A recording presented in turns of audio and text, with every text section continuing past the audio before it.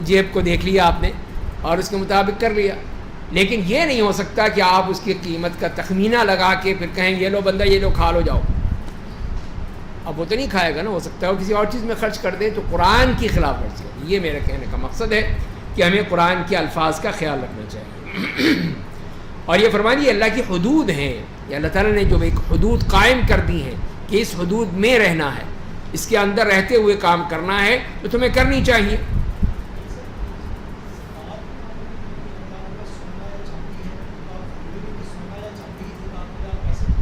جی ہاں، اس میں دے سکتے ہیں نا. اس لیے کہ سونا پر پیسے کی بھی جو اصل ہے وہ سونا ہے یا چاندی ہے. یہ الگ بات ہے کہ اسٹیٹ بینک میں کچھ بھی نہیں ہے، لیکن آپ نے دینا ہے تو آپ اس نے روپے دے دیے آپ نے، تو ٹھیک ہے، آپ کی طرف سے ادا ہو گئے. تو یہاں پر یہ ہے. تو پھر اس کے بعد جب یہ آیت نازل ہو گئیں، ساری یہ 4 آیتیں نازل ہوئیں، تو رسول اللہ صلی اللہ علیہ وسلم نے کہا کہ اوس ایک غلام آزاد کرو. تو انہوں نے کہا کہ یا رسول اللہ ابھی تو قدرت نہیں ہے، اتنی طاقت نہیں ہے. تو کہا کہ 2 ماہ کے روزے رکھو. پھر کہا کہ اب تو اتنا بوڑھا ہو گیا ہو تو یہ بھی نہیں رکھ سکتا، تو کیا کرو؟ پھر 60 مسکینوں کو کھانا کھلاؤ. پھر جاؤ، کرنا پڑے گا کچھ تو. اس طرح تو جان نہیں چھوٹے گی کہ یہ بھی نہیں یہ بھی نہیں یہ بھی نہیں. تو لہذا یہ ہے کہ اللہ تعالیٰ کی یہ حدود ہیں، اس کو قائم کرنا ضروری ہے. ان الذين يحادون الله ورسوله كبتوا كما كبت الذين من قبلهم، بے شک جو لوگ اللہ اور اس کے رسول کی مخالفت کرتے ہیں وہ ذلیل کر دیے گئے جیسے وہ لوگ ذلیل کر دیے گئے جو ان سے پہلے تھے. اور ہم نے صاف اور صریح آیات نازل کر دی ہیں اور کافروں کے لیے رسوا کن عذاب ہے. تو یہ ان لوگوں کے لیے خاص طور پہ فرما دیا کہ جو اللہ اور اس کے رسول کی مخالفت کرتے ہیں، اللہ اور اس کے رسول کے بیان کردہ ہوا قوانین اور حدود کے مقابلے میں اپنے قوانین لے آتے ہیں کہ نہیں جی آج کل کے اس دور میں یہ کہاں چلتا ہے، آج کل اس کا ہاتھ کاٹنے کی کیا ضرورت ہے، کسی کی گردن اڑانے کی کیا ضرورت ہے، اس کو رکھو جیل میں، عمر قید دے دو تاکہ وہ عمر قید جتنی گزر جائے گی اس کے بعد پھر وہ باقاعدہ ٹرینڈ ہو کے نکلے گا، ڈاکو بن کے نکلے گا. تو یہ تو سزا تو نہ ہوئی نا. سزا تو وہی ہے کہ جب اس قاتل کی گردن اڑا دی جاتی ہے. اب قاتل کی بھی ضمانت ہو جاتی ہے تو وہ بڑے آرام سے وہ وکٹری بناتا ہوا نکلتا ہے، دیکھو میں جیت گیا، قاتل ہے، قتل کیا ہے، سب ثابت ہو گیا. لیکن ظاہر ہے کہ کسی بڑے کا بیٹا ہے تو اسی لیے پھر کوئی مسئلہ ہی نہیں اس کے لیے، جتنے مرضی قتل کر دے سب معاف ہے اس کو. تو ظاہر یہی ہے کہ اللہ کی حدود کو پامال کرنا، پھر اللہ تعالیٰ اس کے احکام کی مخالفت کرنا، اس کی خلاف ورزی کرنا، یہ سب وہی ہے کہ جو کہ فرمایا گیا ہے. تو اللہ تعالیٰ نے تو آیات نازل کر دی لیکن یہ لوگ عمل کرنے والے نہیں ہیں. تو فرمایا کہ جس نے اللہ ان سب کو دوبارہ اٹھائے گا پھر انہیں ان کے اعمال کی خبر دے گا. اللہ نے ان کے اعمال کو گن رکھا تھا اور وہ بھول گئے تھے. اللہ ہر چیز سے خوب واقف ہے، تو لہذا ان کے اعمال کہیں ضائع نہیں ہوں گے، گم نہیں ہوں گے، سب کے سب اللہ کے سامنے آ جائیں گے. اب اس کے بعد پھر اللہ تعالیٰ کے علم کے حوالے سے یہ فرمایا کہ اے میرے نبی کیا آپ کو معلوم نہیں کہ اللہ ان تمام چیزوں کو جانتا ہے جو آسمانوں میں ہے اور جو زمین میں ہے. جب 3 اشخاص آپس میں سرگوشی کرتے ہیں تو وہ چوتھا ان کے ساتھ ہوتا ہے، اور جب 5 ایسا کرتے ہیں تو وہ چھٹا ان کے ساتھ ہوتا ہے. تو چاہے اس سے کم ہوں یا زیادہ ہوں، جہاں کہیں بھی ہوں وہ ان کے ساتھ ہوتا ہے. پھر قیامت کے دن وہ ان کی اعمال کی انہیں خبر دے گا. بے شک اللہ ہر چیز کا علم رکھتا ہے. تو یہ ہے کہ علم کی صورت میں کہ اللہ تعالیٰ کا علم اتنا حاوی ہے، محیط ہے، ہر چیز پر ہے کہ کوئی بھی ہو، 1 ہو 2 ہو 3 ہو 4 ہو 10 ہو، جو آپس میں چاہے وہ پوری طرح چہمگوئیاں کر رہے ہوں یا کانوں میں بات کر رہے ہوں، سرگوشیاں کر رہے ہوں، لیکن اللہ تعالیٰ سے تو نہیں چھپ سکتے. اللہ تعالیٰ سب جانتا ہے. تو اے میرے نبی کیا آپ ان لوگوں کو نہیں دیکھا جو سرگوشی سے روک دیے گئے تھے، مگر انہیں جس بات سے روک دیا گیا تھا وہ دوبارہ کرنے لگتے ہیں اور گناہ، ظلم اور رسول اللہ کی نافرمانی کے لیے سرگوشی کرتے ہیں. تو یہ ہے منافقین کا معاملہ کہ ان کو منع کیا تھا کہ اس طرح کی سرگوشیاں مت کرو، اس لیے کہ مجلس میں بیٹھ کے اب آپ سرگوشیاں شروع کر دیں، آپس میں کانا پھوسی شروع کر دیں. تو یہ کتنی غلط بات ہے کہ آپ سن نہیں رہے، جو مقرر کہہ رہا ہے، جو بات ہو رہی ہے اس کو سننے کے بجائے آپ اپنی اس میں لگے ہوئے گفتگو میں. تو منافقین کی عادت تھی اور خاص طور پہ کرتے تھے، عمدن کرتے تھے تاکہ آپ کو بھی تکلیف پہنچے، آپ بھی ڈسٹرب ہوں، اور مسلمانوں کو بھی دکھانے کے لیے. تو لہذا ان کو سختی سے منع کیا گیا ایسا مت کرو. لیکن یہ نہیں مانتے تھے، انہوں نے پھر شروع کر دیا، تو اسی لیے ان کو پھر روکا گیا. اور جب وہ لوگ آپ کے پاس آتے ہیں تو آپ کو اس طرح سلام کرتے ہیں جس سے اللہ نے آپ کو سلام نہیں کیا ہے. تو یہ ان کی دوسری وہ خباثت کہ سلام بھی جو سلام کا طریقہ ہے، السلام علیکم جو کہنے کا طریقہ ہے کہ سلام اللہ کا نام ہے السلام، اس کو استعمال کیا جائے، اس کے بجائے السلام علیکم السلام علیکم. ہمارے یہاں بھی کچھ لوگ جو ہیں بس وہ سلام کے ہی فرماتے السلام علیکم السلام علیکم، پتہ نہیں کیا کہا انہوں نے، منہ میں گول گول کر دیا السلام علیکم السلام علیکم. یہ سب غلط بات ہے. جب سلام کرنا ہے تو صحیح طور پہ کرو، پھر کہو السلام علیکم، سننے والے کو پتہ چلے کہ آپ نے کیا کہا ہے. آپ نے بھی السلام کہہ دیا تو السلام تو موت ہے، تو آپ نے تو موت کی بد دعا دے دی اس کو کہ تجھے موت آئے. تو یہ تو انتہائی غلط بات ہے. تو لہذا اللہ تعالیٰ نے اس پر بھی نوٹس لیا کہ یہ تمہاری دوسری چیز ان منافقین کی، ان یہودیوں کی، کہ نبی کریم صلی اللہ علیہ وسلم کو السلام کہنے کے بجائے السلام کہتے تھے. اور فرمایا کہ آپ نے دلوں میں کہتے ہیں ہم جو کچھ کہتے ہیں اس پر اللہ میں سزا کیوں نہیں دیتا ہے. ان کے لیے جہنم کافی ہے جس میں وہ جلتے رہیں گے، پس وہ برا ٹھکانہ ہے. تو یہاں پر بھی دیکھ لیجئے کہ ان کے یہ عمل دنیا میں ہیں، یہاں پر ہو رہے ہیں، لیکن سزا کیا بتائی؟ جہنم میں، آخرت میں. اسی لیے کہ اللہ تعالیٰ بعض لوگوں کو سزا اس دنیا میں نہیں دیتا، اس لیے کہ ناکافی ہوتی ہے ان کے لیے. یہاں تو تھوڑی سی پٹائی ہو جائے گی، ڈنڈے مار دیں گے، آپ کو کوڑے لگا دیں گے ان کو، لیکن اللہ تعالیٰ کیا نہیں، ان کو ایسی سخت سزا ملنی ہے جن کو پتہ چل جائے تو ان کو پھر جہنم ہی ان کے لیے کافی ہوتی ہے. اسی لیے ان منافقین کے بارے میں فرمایا کہ یہ جہنم ان کے لیے کافی ہوگی جس میں وہ جلتے رہیں گے، ہمیشہ ہمیشہ کے لیے اس میں ان کو ڈال دیا جائے گا. اور پھر ایمان والوں سے بھی کہا گیا کہ تم جو سرگوشی کرتے ہو تم کیا کرو، تو ایمان والوں جو تم آپس میں سرگوشی کرو تو گناہ، ظلم و زیادتی اور رسول اللہ کی نافرمانی کے لیے سرگوشی مت کرو، اس لیے کہ یہ منافقین کا معاملہ ہے.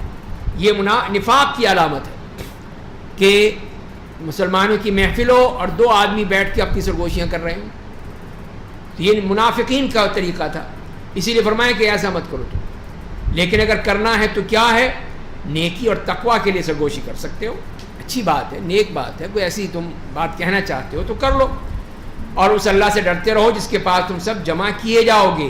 ساتھ ساتھ تقوی کی بات بھی کہہ دی کہ اس کی وجہ سے کوئی بدگمانی پیدا نہ ہو کہ دوسرے جو ہیں. اسی لیے جیسے کہ حدیث میں بھی آتا ہے کہ اگر تم 3 ہو تو 2 جو ہیں وہ آپس میں سرگوشیاں نہ کریں، اس لیے کہ اس کو تکلیف ہوگی. وہ یہی سمجھے گا نا کہ جو بات میری موجودگی میں نہیں کرنا چاہتے تو میرے خلاف بات کر رہے ہیں، میرے خلاف کوئی سازش کر رہے ہیں، تو بدگمانی پیدا ہوگی اور پھر دل خراب ہوں گے. تو یہی چیز منع کر دی گئی کہ ایسا مت کرو.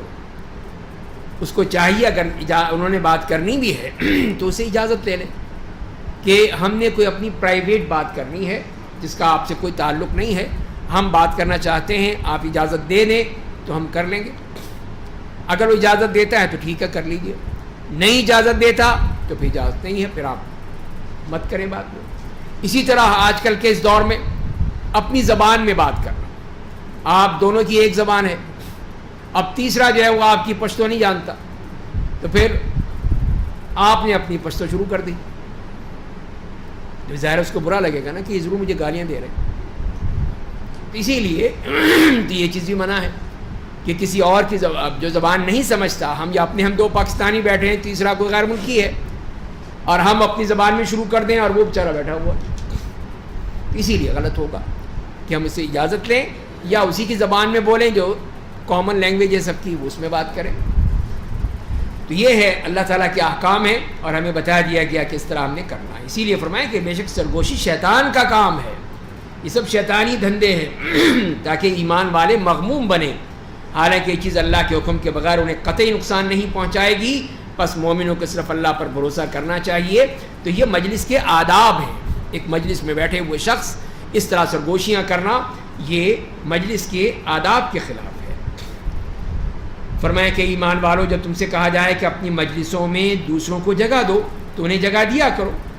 تو یہ ہے کہ جیسے ہی کوئی مجلس ہے، بہت سارے لوگ بیٹھے ہوئے ہیں تو اس کا مطلب یہ نہیں ہے کہ ففسحوا سے اور چوڑے ہو جاؤ اور اپنی ٹانگیں چوڑی کر لو، نہیں، مطلب یہ ہے کہ جگہ بناؤ، اپنی جگہ بناؤ اور دوسرے بھائی کو بھی جگہ دے دو کہ وہ بھی آیا ہے، وہ بھی سننا چاہتا ہے، فائدہ اٹھانا چاہتا ہے. تو کیا فائدہ ہوگا؟ اللہ تمہارے لیے کشادگی پیدا کرے گا، تمہارے اعمال میں، تمہاری گھر میں، ہر جگہ پہ تمہارے لیے کشادگی پیدا ہو جائے گی. اور جب کہا جائے کہ اٹھ کھڑے ہو تو اٹھ جاؤ، پھر جاؤ، ختم ہو گئی بات، چھٹی کرو. تو اللہ تم سے ایمان والوں، اہل علم کے درجات بلند کرے گا. اللہ تمہارے اعمال سے پوری طرح باخبر ہے. تو ایمان والوں کے اور علم والوں کے لیے یہ خوشخبری ہے کہ اللہ تعالیٰ ان کے درجات بلند کرتا ہے. تو ایمان والوں، جب تم رسول اللہ سے سرگوشی کرنا چاہو تو اپنی سرگوشی سے پہلے صدقہ دو. ٹیکس لگا دیا، اللہ تعالیٰ نے بھی ٹیکس لگا دیا کہ پہلے جاؤ صدقہ دو پھر آ کے بات کرو. تو کیا ہوا پھر؟ ذالک خیر لکم واطہر، یہ چیز تمہارے لیے بہتر اور تمہارے دلوں کو زیادہ پاک کرنے والی ہے.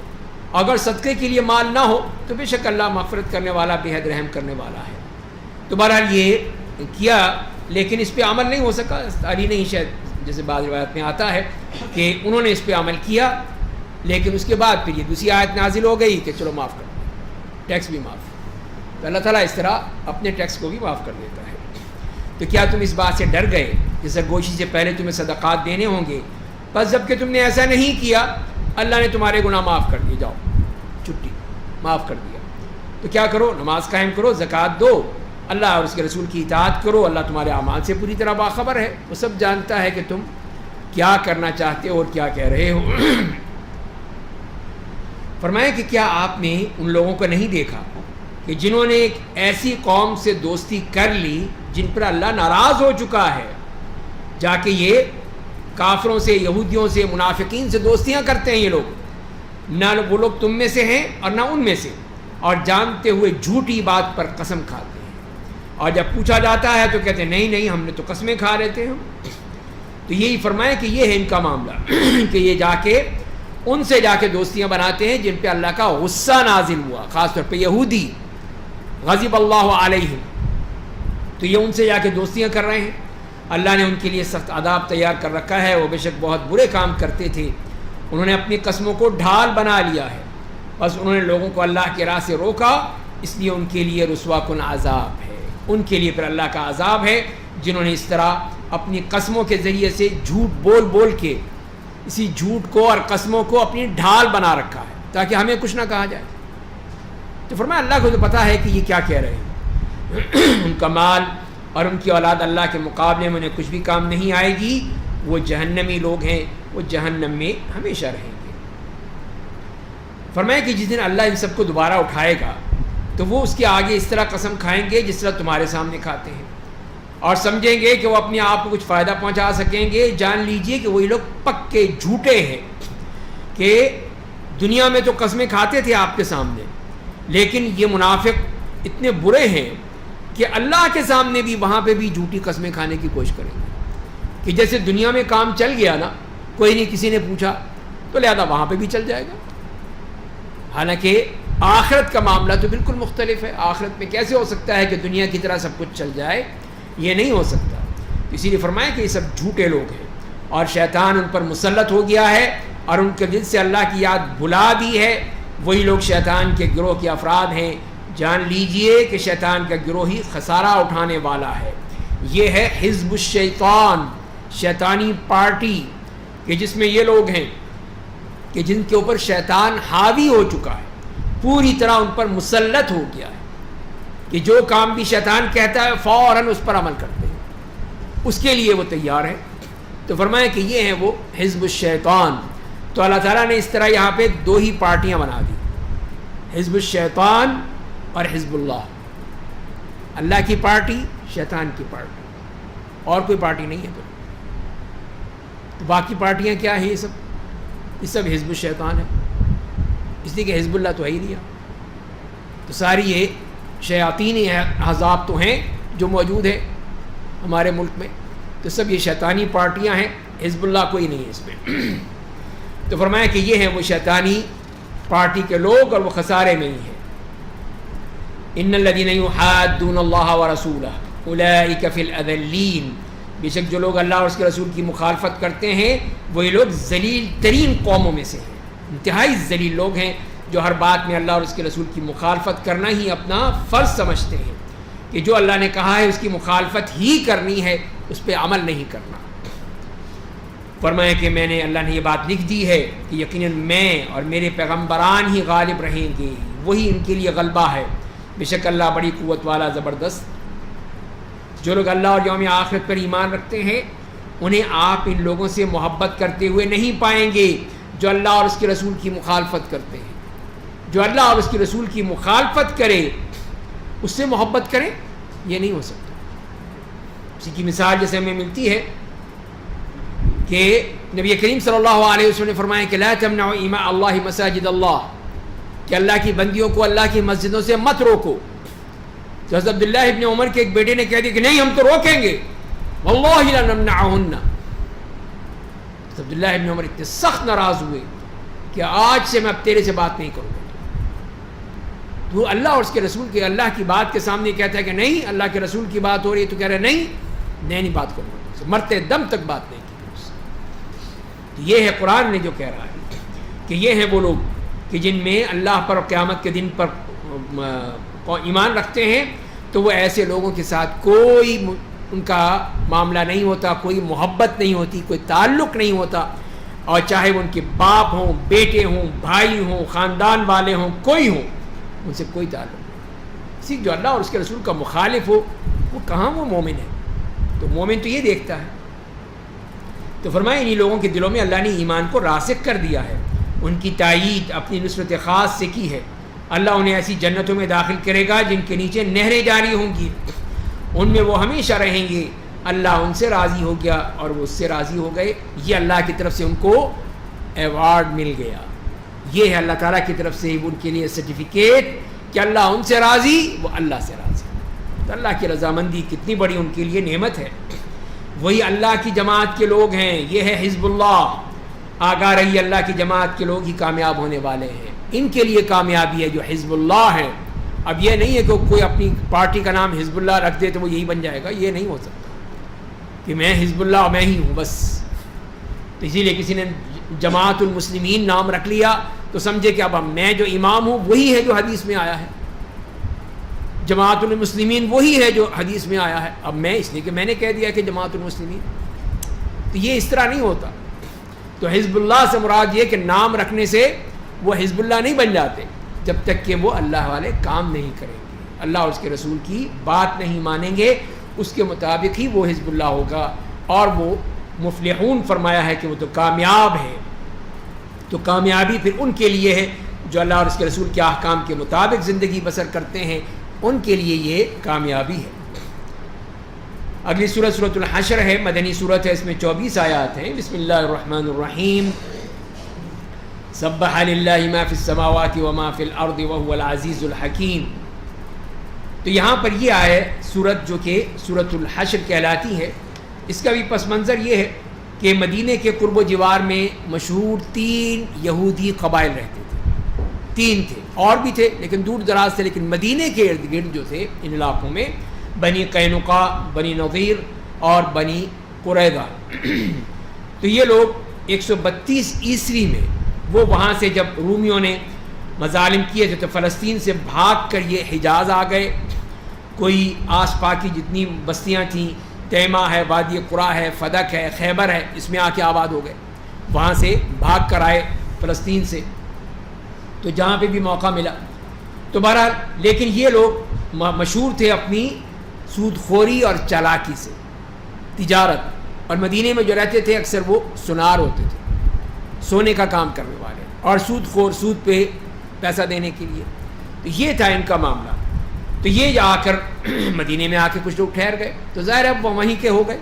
تو جب نبی کریم صلی اللہ علیہ وسلم تشریف لائے تو آپ نے وہ میثاق مدینہ آپ نے طے کیا، اور اس میں سب کو شامل کیا کہ اس میں مہاجرین بھی ہوں گے، انصار بھی ہوں گے، یہودی بھی ہوں گے، عرب بھی ہوں گے، سب ہوں گے، تاکہ ہم مدینے میں امن و امان سے رہ سکیں، کوئی گڑبڑ، کوئی جھگڑا، کوئی گڑبڑ نہ ہو۔ تو ایک بات تو یہ تھی کہ اوس اور خزرج وہ بھی آپس میں دشمنیاں تھیں، آپس میں ایک دوسرے کے وہ جانی دشمن تھے، تو ان کو بھی یہودی جو ہے وہ دونوں کو اسلحہ بیچتے تھے کہ دونوں لڑیں، یہ لڑتے رہیں گے، ہم مزے کریں گے. لیکن جب اسلام آ گیا تو اسلام نے ان کو بھائی بھائی بنا دیا. سب وہ اوس اور خزرج بھی سب آپس میں ایک دم بھائی بن گئے. تو یہ کوشش کرتے تھے کہ ان کو لڑاتے رہیں، ان کو آپس میں لڑاتے رہیں کہ یہ دونوں لڑتے رہیں گے تو ہمارا مسئلہ حل ہو جائے گا. اور پھر اسی طرح پھر بنو قینقاع یہ بھی، اور ان کا کام بھی جیسے میں نے عرض کیا کہ وہ سونار کا کام تھا اور لوہے کا کام، اس قسم کی جو کاریگر لوگ تھے یہ کام کیا کرتے تھے. تو ایک دفعہ ایک عورت وہاں پر گئی، مسلمان عورت کسی طرح اپنے زیورات کے سلسلے میں، تو کسی یہودی نے بدتمیزی کی اس کے ساتھ، اس سے بدتمیزی کی.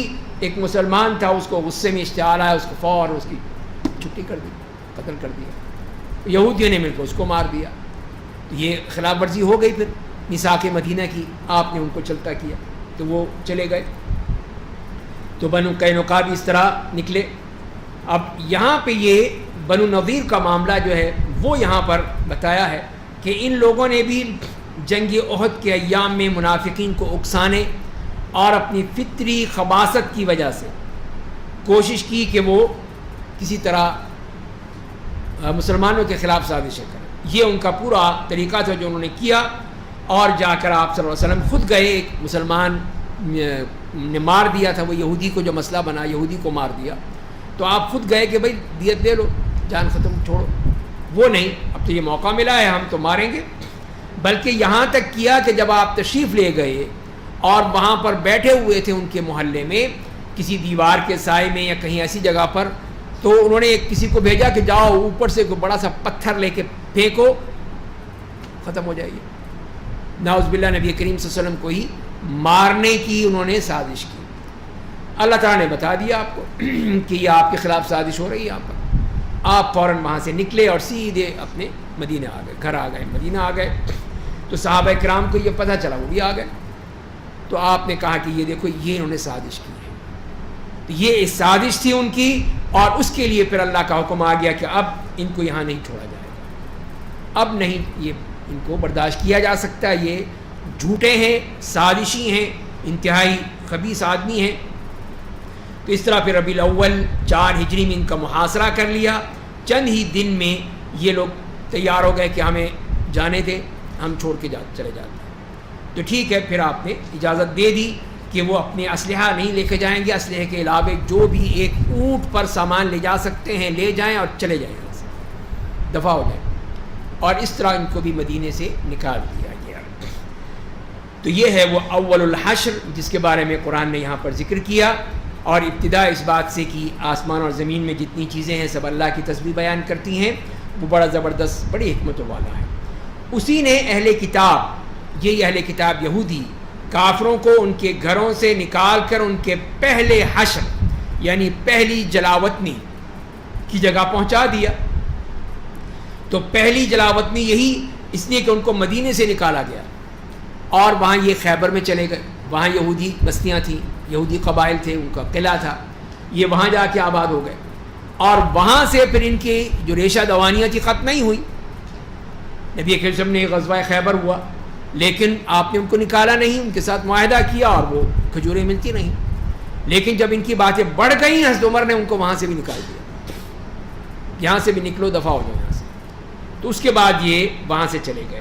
تو یہ ہے وہ دوسرا حشر، دوسری جلاوطنی. اور تیسرا حشر کیا ہوگا؟ وہ ہوگا جو قیامت کے دن ہوگا. وہاں پہ جب وہ اللہ کے سامنے پیش ہوں گے، وہاں پہ ان کا معاملہ جو ہے سب وہ واضح ہو جائے گا. تو مسلمانوں تم تو سوچ بھی نہیں سکتے تھے کہ وہ مدینے سے نکل جائیں گے، اور وہ سمجھتے تھے کہ ان کے قلعے انہیں اللہ کے عذاب سے بچا لیں گے. بس اللہ کا عذاب ان پر ایسی جگہ سے آیا جس کا وہ گمان بھی نہیں کر سکتے تھے. وہ تو سوچ بھی نہیں سکتے تھے کہ یہاں سے ہم چلے جائیں گے، یہاں پہ اتنے عرصے سے ہیں، آباء و اجداد سے چلے آ رہے ہیں، یہاں پہ اتنی جلدی ہمیں بھاگنا پڑے گا. تو اسی لیے کہ جب انہوں نے مخالفت کی اللہ کے رسول صلی اللہ علیہ وسلم کی، تو اب ان کے لیے یہاں رہنے کا کوئی موقع نہیں تھا. وہ میثاق مدینہ کی صریحاً خلاف ورزی تھی، تو لہذا ان کو وہاں سے نکلنا پڑا. اور اللہ نے ان کے دلوں میں رعب ڈال دیا، اتنا خوف اور رعب ہو گیا کہ وہ اپنے ہاتھوں سے چنانچہ وہ اپنے گھروں کو اپنے ہاتھوں اور مسلمانوں کے ہاتھوں سے خراب کرنے لگے. بس اے آنکھیں والو تم لوگ عبرت حاصل کرو, دیکھ لو. یعنی باقی یہودیوں کو بھی کہہ دیا اللہ تعالیٰ نے کہ اگر تمہاری آنکھیں ہیں تو تم بھی دیکھ لو, تمہارا حشر بھی یہی ہوگا. جو اس وقت بنی نذیر کا ہوا اسی طرح تمہارا حشر بھی ہوگا, تمہیں بھی یہاں سے بھاگنا پڑے گا, نکلنا پڑے گا. اور ہم اس سے پہلے بنو قریظہ کا پڑھ چکے ہیں حشر سورہ احزاب میں, کہ انہوں نے خندق کے موقع پر مسلمانوں کے خلاف چھرا گھونپا تھا, اور مل کے منافقین کے ساتھ بھی اور پھر مکے والوں کے ساتھ جا کے سازش کی تھی کہ تم باہر سے حملہ کرو, ادھر اندر سے ہم حملہ کریں گے اور مسلمانوں کو پیس ڈالیں گے, جیسا کہ سورہ احزاب میں اللہ تعالیٰ نے بتا دیا. تو لہذا پھر اس کا بھی اللہ تعالیٰ نے کے حکم سے یہی ہوا کہ ان سب کو غزوہ احزاب کے بعد فوراً محاصرہ کیا گیا. اس کے بعد حضرت سعد بن معاذ نے جو فیصلہ کیا اس کے مطابق ان کی جتنے بھی بالغ مرد تھے سب کو قتل کر دیا گیا, ان کا مال غنیمت بن گیا, ان کی عورتیں اور بچے وہ لونڈیاں اور غلام. تو یہ ان کے ساتھ حشر ہوا اس لیے کہ ان کی جو بغاوت تھی یا ان کی سازش انتہائی خطرناک تھی. بہرحال یہ لوگ اس معاملے میں کم تر رہے, ان کو صرف جلا وطن کیا گیا, مدینے سے نکال دیا گیا. وَلَوْلَا أَن كَتَبَ اللَّهُ عَلَيْهِمُ الْجَلَاءَ لَعَذَّبَهُمْ فِي الدُّنْيَا, اور اگر اللہ نے ان کی قسمت میں جلاوطنی نہ لکھی ہوتی تو انہیں دنیا میں ہی عذاب دیتا, یہاں پر بھی اللہ تعالیٰ ان کو نہ چھوڑتا, اور آخر تو ان کے لیے جہنم کا عذاب ہے. ان کا یہ انجام اس لیے ہوا کہ انہیں اللہ اور اس کے رسول کی مخالفت کی, اور جو اللہ کی مخالفت کرتا ہے تو بے شک اللہ بڑا سخت عذاب دینے والا ہے. تو یہ تو پکے مخالف بن گئے تھے, اللہ کے باتوں کے, اللہ کے رسول کی مخالفت پر تل گئے تھے. تو یہ اس کا حشر ہوا. پھر ان کا ایک اور واقعہ بیان کر دیا کہ تم نے جو کھجور کے درخت کاٹے تھے یا جن درختوں کو ان کی جڑوں پر کھڑا رہنے دیا, تو یہ کام اللہ کے حکم سے ہوا تھا, اور اس لیے ہوا تھا کہ اللہ فاسقوں کو رسوا کر دے. تو یہ ہے کہ جب بنی نذیر کا محاصرہ کیا تو آپ صلی اللہ علیہ وسلم نے بعض صحابہ کو حکم دیا کہ یہ کھجور کے درخت کاٹ ڈالو. ان کے باغات تھے, آس پاس جتنے بھی باغات تھے سب کو کاٹ ڈالو. تو انہوں نے کہا دیکھو تم تو کہتے ہو فساد مت پھیلاؤ زمین میں, اور تم خود فساد پھیلا رہے ہو, یہ تم دیکھو. تو اللہ نے اس کا جواب دے دیا کہ یہ جو کچھ بھی کیا اللہ کے حکم سے کیا ہے آپ نے, اس لیے کہ اللہ کے رسول خود اپنے پاس سے تو کچھ نہیں کرتے, وہ تو اللہ کے حکم سے کرتے ہیں. تو لہذا پھر یہ آپ ان کا فعل جائز ہے, اور یہ جنگ ہے, جنگ میں یہ چیز ہو سکتی ہے, تاکہ یہ ہے کہ مسلمان جو ہیں اپنے جو اونٹ ہیں گھوڑے ہیں اپنی تمام چیزیں آسانی سے موومنٹ کر سکیں, ان کو ضرورت تھی اس بات کی, تو لہذا انہوں نے کیا. اور اللہ نے جو مال بھی اپنے رسول کو دلوایا تو مسلمانوں تم نے اس کے لیے نہ کوئی گھوڑا دوڑایا نہ اونٹ, لیکن اللہ اپنے رسولوں کو جس پر چاہتا ہے مسلط کر دیتا ہے, اللہ ہر چیز پر قادر ہے. تو یہاں پہ یہ مال غنیمت جو مال ملا اس کو فی کہا گیا, اس لیے کہ نہ اس میں کوئی لڑائی ہوئی, نہ جنگ ہوئی, نہ کوئی کسی قسم کے کوئی مارا گیا, قتل ہوا, کچھ بھی نہیں ہوا. لیکن ان کو اجازت نہیں تھی سامان لے جانے کی, صرف وہ جو اپنے اونٹ پر لے جائیں, تو باقی سارا سامان چھوڑ گئے. پھر وہ مسلمانوں کے ہاتھ آ گیا. تو لہذا فرمائیں کہ یہ ہے, تو یہ اللہ تعالیٰ نے آپ کو دلوایا ہے یہ مال, تو آپ کے لیے ہے. اب اسے کیا کرنا ہے اس کی تقسیم کا فارمولہ بتا دیا کہ اللہ نے اپنے رسول کو دیہات والوں سے جو مال دلوایا تو وہ اللہ کے لیے ہے, اور رسول کے لیے, رشتہ داروں, یتیموں, مسکینوں اور مسافروں کے لیے, تاکہ وہ مال تمہارے مالداروں کے درمیان ہی نہ گھومتا رہ جائے. یہ ہے قرآن کا فلسفہ مال کے بارے میں, کہ مال میں سرکولیشن ہونی چاہیے, سرکولیٹ ہو. ایک آدمی جو ہے وہ سارے پیسے جمع کر کے اپنے بینک میں جمع کر لے تو کیا فائدہ ہوگا؟ ایک آدمی, اس کا پیسہ بڑھتا رہے گا سود کے ذریعے سے یا ویسے انویسٹمنٹ کے ذریعے سے. لیکن اگر وہ اسی کو ہی انویسٹ کرے گا, کاروبار میں لگائے گا, مارکیٹ میں لائے گا, تو کتنوں کو فائدہ ہو جائے گا. تو یہ ہے, یہی فرما دیا کہ یہ صرف ایک جگہ نہیں گھومنا چاہیے, یہ پوری سوسائٹی میں گھومنا چاہیے. اور رسول تمہیں جو دے دیں اسے لے لو, اور جس چیز سے وہ تم کو روک دیں اس سے رک جاؤ. تو یہ ایک اس لحاظ سے ہے کہ پیسے کے لحاظ سے جو تمہیں دیں لے لو اس کو آرام سے, اور ایک یہ مراد ہے کہ جو بھی وہ تمہیں دیتے ہیں, جو بھی وہ تمہیں حکم دیتے ہیں, تمہیں بتاتے ہیں, تو تم اس کے مطابق عمل کرو, وہ لے لو, انکار مت کرو. رسول اللہ کی کسی بات کا انکار نہیں کیا جا سکتا. انکار کرو گے تو بہت برا حشر ہوگا. فاتقوا اللہ ان اللہ شدید العقاب، اللہ سے ڈرتے رہو، بے شک اللہ سخت عذاب دینے والا ہے. اور اسی مال میں اور کون لوگ ہیں؟ وہ مال ان فقیر مہاجرین کے لیے ہے جو اپنے گھروں اور مال و دولت سے نکال دیے گئے. یہ مہاجر جو مکے سے لٹے پٹے آئے تھے ان میں سے بھی، تو یہ ان کو بھی دیا جائے گا. اور فرمائیں کہ وہی لوگ اللہ کے فضل اور اس کی خوشنودی کے طلبگار تھے، اللہ اور اس کے رسول کی مدد کرتے تھے، وہی لوگ سچے تھے. اس سے معلوم یہ ہوا کہ یہ وہ مال جو تھا مال فی، اس میں بھی اس طرح تقسیم ہوگا جسے اللہ تعالیٰ نے بتا دیا ہے. اس طرح اس کو تقسیم کیا جائے گا اور اس کے بعد پھر وہ باقی جو ہے وہ لوگوں کو دے دیا جائے گا. اور مزید فرمائیں اور وہ مال ان لوگوں کے لیے ہے جو مہاجرین مکہ کی آمد سے پہلے مدینے میں مقیم تھے، انصار کے لیے بھی، اور ایمان لا چکے تھے. وہ لوگ مہاجرین سے محبت کرتے ہیں.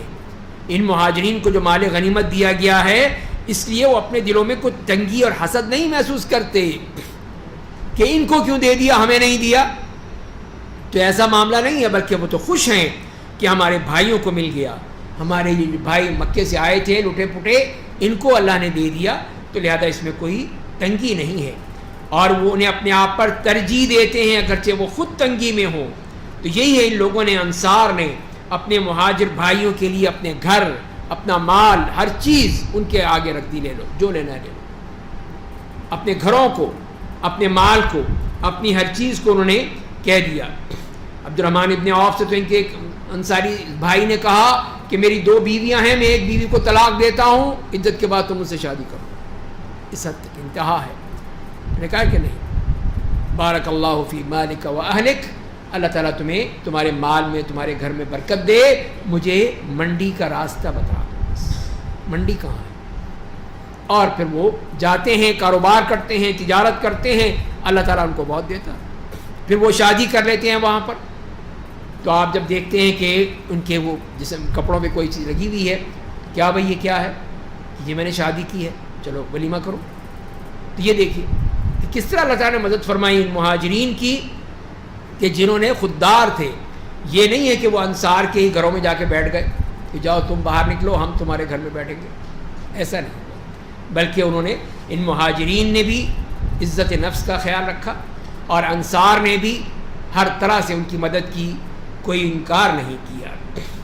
اور وہ مال ان لوگوں کے لیے بھی ہے جو مہاجرین و انصار کے بعد دائرہ اسلام میں داخل ہوئے. وہ کہتے ہیں ہمارے رب ہمیں معاف کر دے، ہمارے ان بھائیوں کو بھی معاف کر دے جو ہم سے پہلے ایمان لا چکے ہیں، اور ہمارے دلوں میں ایمان والوں کی طرف سے کینہ نہ پیدا کر، ہمارے دل میں کوئی بغض نہ ہو کسی کے لیے بھی ہمارے سے جو پہلے نکل چکے ہیں، جتنے بھی مسلمان گزر چکے ہیں. اے ہمارے رب تو بے شک بڑی شفقت والا، بے حد رحم والا ہے. تو اس طرح پھر یہ مال کی تقسیم کے بارے میں بتا دیا گیا. اب یہاں سے بات ہوتی ہے ان منافقین کی. ان لوگوں نے جو ان کے ساتھ کیا، یہودیوں کے ساتھ اور مسلمانوں کے ساتھ، اس کا اللہ تعالیٰ نے پورا بھانڈا پھوڑ دیا ان کا، ان کی سازش.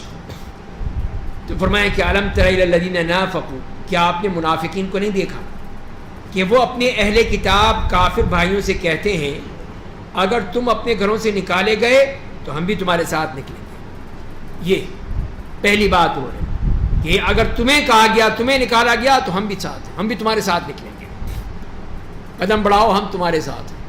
تو یہ انہوں نے صاحب کہہ دیا یہودیوں سے کہ تم نکلو گے ہم بھی نکلیں گے، اور تمہارے بارے میں کسی کی بات نہیں مانیں گے، کسی کی بات نہیں مانیں گے، صاف انکار. اور اگر تم پر جنگ مسلط کی گئی تو ہم تمہاری مدد کریں گے.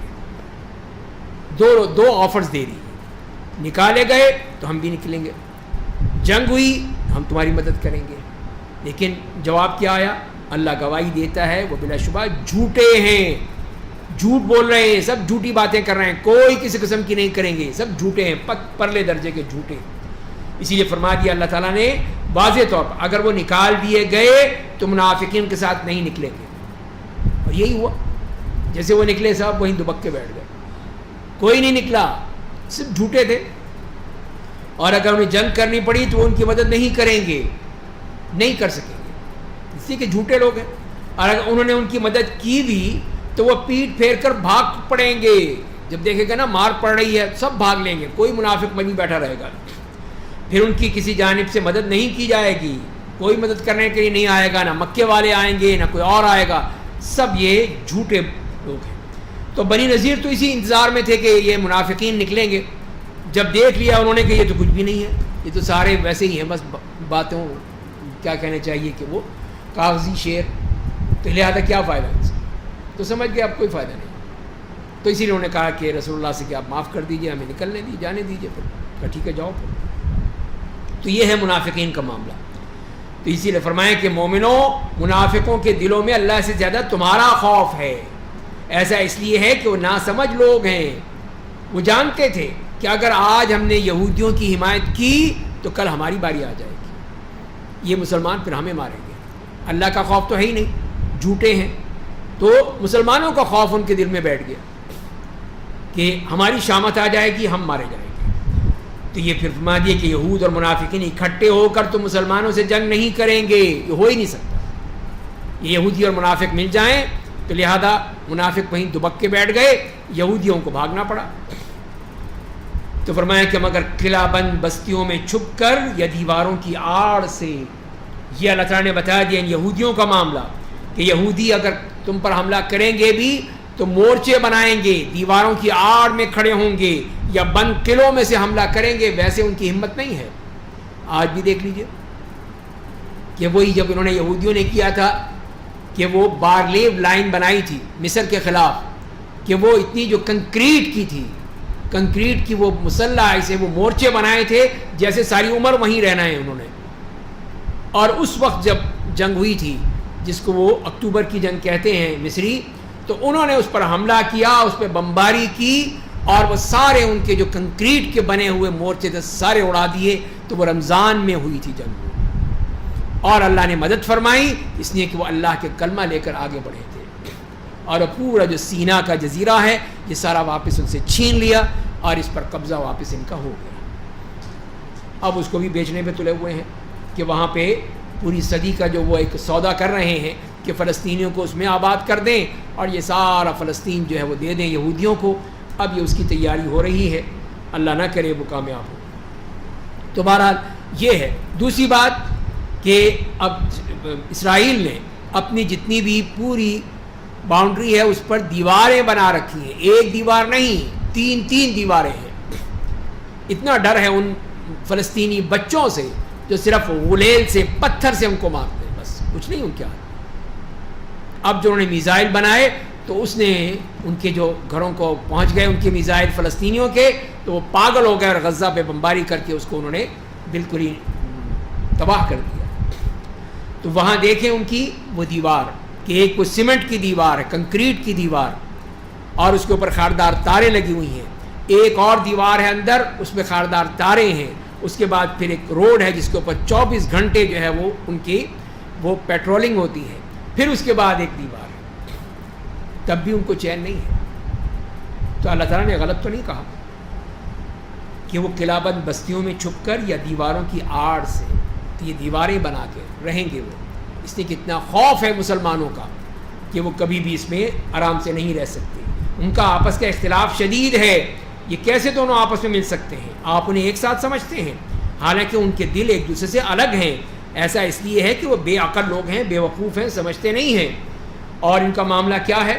فرمایا کہ انہی طرح جو ان سے پہلے نکالے گئے تھے بنو قینقاع، وہ بھی انہی یہودیوں کی طرح ہیں، ان سے کچھ ہی مدت قبل ان سے اپنے برے کرتوتوں کا مزہ چکھ چکے ہیں۔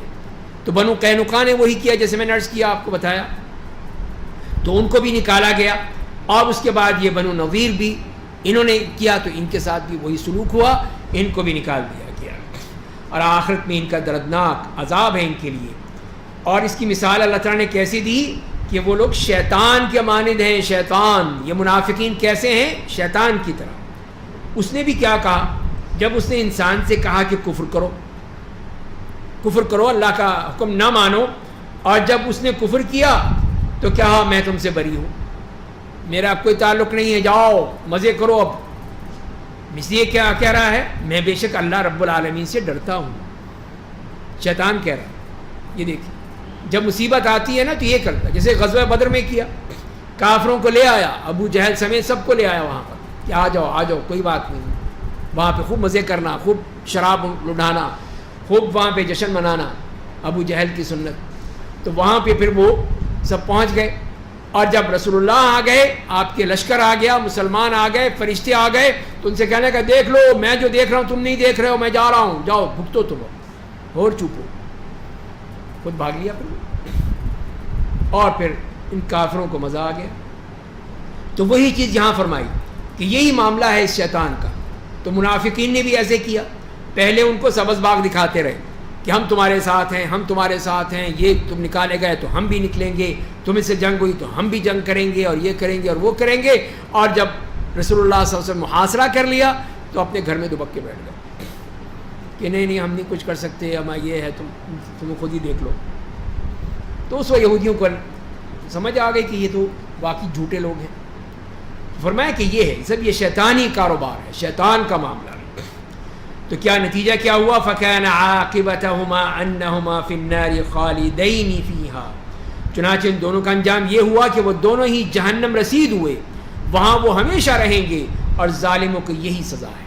یہ ہے سزا ان لوگوں کے لیے، ان منافقین کے لیے بھی اور یہودیوں کے لیے بھی۔ اور پھر مسلمانوں کو جو بتایا گیا کہ اے ایمان والو ذرا اپنا محاسبہ بھی کرتے رہو، اے ایمان والو اللہ سے ڈرو، اور ہر آدمی دیکھ لے کہ اس نے کل یعنی روز قیامت کے لیے کیا تیاری کی ہے۔ دیکھو تو صحیح کیا کیا ہے تم نے، صرف باتیں ہی بناتے رہو گے تم بھی، کچھ دیکھنا پڑے گا۔ اللہ سے ڈرتے رہو، بے شک اللہ تمہارے اعمال سے پوری طرح باخبر ہے، اور تم ان کی طرح نہ ہو جاؤ جنہوں نے اللہ کو فراموش کر دیا۔ یہ یہودی، یہ منافق، اللہ نے انہیں ان کی ذات کی طرف سے غافل کر دیا، وہی لوگ فاسق ہیں۔ اہل جہنم اور اہل جنت برابر نہیں ہو سکتے، کبھی بھی نہیں ہو سکتے۔ اہل جنت ہی کامیاب لوگ ہیں، ان کو اللہ تعالیٰ نے کامیابی دی ہے۔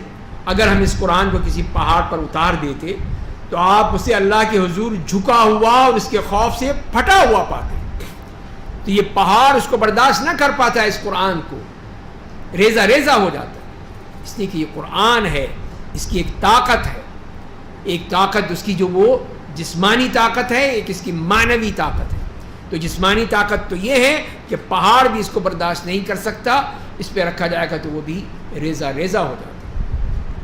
اور ہم یہ مثالیں اس لیے بیان کرتے ہیں تاکہ وہ غور و فکر کریں۔ اس کے بعد وہ اللہ تعالیٰ کے اسماء حسنہ ذکر فرما دیے کہ اس کے ذریعے سے، اس ذکر کے ذریعے سے ہی نفاق سے جان چھڑائی جا سکتی ہے۔ یہ نفاق کا علاج بتا دیا ہے کہ اس طرح اگر کرو گے تو تم میں وہ نفاق نہیں پیدا ہوگا۔ واللہ الذی لا الہ الا ہو عالم الغیب والشہادہ هو الرحمن الرحیم، وہ اللہ ہے جس کے سوا کوئی معبود نہیں، وہ غائب و حاضر ہر چیز کا جاننے والا ہے، وہ نہایت مہربان بے حد رحم کرنے والا ہے۔ وہ اللہ ہے جس کے سوا کوئی معبود نہیں، وہ شہنشاہ ہے، ملک، اس کے بڑھ کر کوئی بادشاہ نہیں، ہر عیب سے پاک ہے، سلامتی دینے والا ہے، امن و سکون عطا کرنے والا ہے، سب کا نگہبان ہے، زبردست ہے، ہر چیز پر غالب ہے، شان کبریائی والا ہے، اللہ مشرکوں کے شرک سے پاک ہے۔ تو یہ اللہ تعالیٰ کے اسماء حسنہ۔ مزید فرمایا اگلی آیت میں کہ وہ اللہ پیدا کرنے والا ہے، وہ ہر مخلوق کو اس کا وجود دینے والا ہے، اس کی صورت بنانے والا ہے۔ تمام پیارے نام اسی کے لیے ہیں، آسمان اور زمین میں پائی جانے والی ہر چیز اسی کی پاکیزگی بیان کرتی ہے، وہ زبردست بڑی حکمتوں والا ہے۔ تو اس طرح اللہ تعالیٰ کے یہ نام بتا دیے اور صاف کہہ دیا کہ لہ الاسماء الحسنى، اور دوسری جگہ فرمایا کہ للہ الاسماء الحسنى فادعوہ بہا، کہ اللہ تعالیٰ کے یہ خوبصورت نام ہے، اس کے ذریعے سے اس کو پکارو، اس سے مانگو، اس سے دعائیں کرو، ان ناموں کا وسیلہ بناؤ، ان ناموں کے وسیلے سے تم آگے بڑھو، جیسے وہ دعا جو ہم کرتے ہیں جس میں فرمایا گیا کہ اللہم انی اسألک بکل اسم ہوا لک، اے اللہ میں تیرے اس ہر نام سے تجھے پکارتا ہوں جو تیرا ہے، سمیت بہ نفسک، جو تو نے اپنا رکھا ہے، او علمتہ احدا من خلقک، یا اپنی کسی مخلوق کو تو نے سکھایا ہے، او استأثرت بہ فی علم الغیب عندک، یا علم غیب میں تو نے اس کو محفوظ رکھا ہے، یا تو یہ سب اس کے واسطے سے ہم دعا کر رہے ہیں۔ اس سے معلوم یہی ہوا کہ اللہ تعالیٰ کے اسماء حسنہ کا واسطہ دیا جا سکتا ہے، اور یہ نام پڑھ کے ہم یہ نام پڑھیں، یہ یاد کریں اور پھر اللہ سے دعا کریں کہ اے اللہ یہ تیرے نام ہے، اس کے وسیلے سے میری دعا قبول کر لے۔ اس کے بعد سورہ ممتحنہ ہے، مدنی صورت ہے جس میں 13 آیات ہیں۔ بسم اللہ الرحمن الرحیم، یا ایھا الذین آمنوا لا تتخذوا عدوی وعدوکم اولیاء، اے ایمان والو تم لوگ میرے دشمن اور اپنے دشمن کو دوست مت بناؤ، تم ان کی طرف دوستی کا ہاتھ بڑھاتے ہو حالانکہ وہ دین حق کا انکار کرتے ہیں جو تمہیں ملا ہے۔ تو یہاں پر پہلے ہی فوراً یہ صاف کہہ دیا گیا کہ ایمان والو تم دوستیاں کس سے کر رہے ہو؟ کون ہے دوست تمہارا؟ جو میرا دشمن تمہارا دشمن، اس سے دوستی، کتنا بڑا جرم، کتنی بڑی زیادتی۔ اور اسی لیے پھر وہ یہاں صاف کہہ دیا گیا کہ تم جا کے ان سے محبتیں بانٹ رہے ہو۔ اور اس کے بارے میں جو فرمایا گیا کہ اسی صورت میں کہ صحابہ کرام میں سے حاطب ابن ابی بلتع رضی اللہ تعالیٰ عنہ نے چاہا کہ فتح مکہ سے پہلے ان کو پتہ چل گیا یا اندازہ ہو گیا، تو انہوں نے ایک خط لکھا مکے والوں، ان کے رشتہ دار تھے وہاں پر، کہ باقی لوگ تو جو ہیں وہ کسی نہ کسی کوئی کا رشتہ دار موجود ہے اس کی دفاع کرنے کا، اب ان کا کوئی نہیں تھا۔ تو انہوں نے لکھا کہ اگر میں یہ مکے والوں کو پہلے سے انفارم کر دوں کہ نبی کریم صلی اللہ علیہ وسلم ابھی حملہ کرنے والے ہیں، ارادہ ہے، تو اس طرح یہ ہوگا کہ میری ایک ان پر احسان ہو جائے گا، میرے بیوی بچوں کو یا میرے جو خاندان ہے رشتہ دار ہیں ان کی ذرا حفاظت کر دیں گے، یہ اگر جنگ ہو گئی وہاں پر مکے میں تو وہ بچ جائیں گے۔ اس لحاظ سے انہوں نے خط لکھا، اور ایک عورت جا رہی تھی مکہ، اس کو کہا کہ یہ لے جاؤ اور یہ جا کے فلاں کو دے دینا۔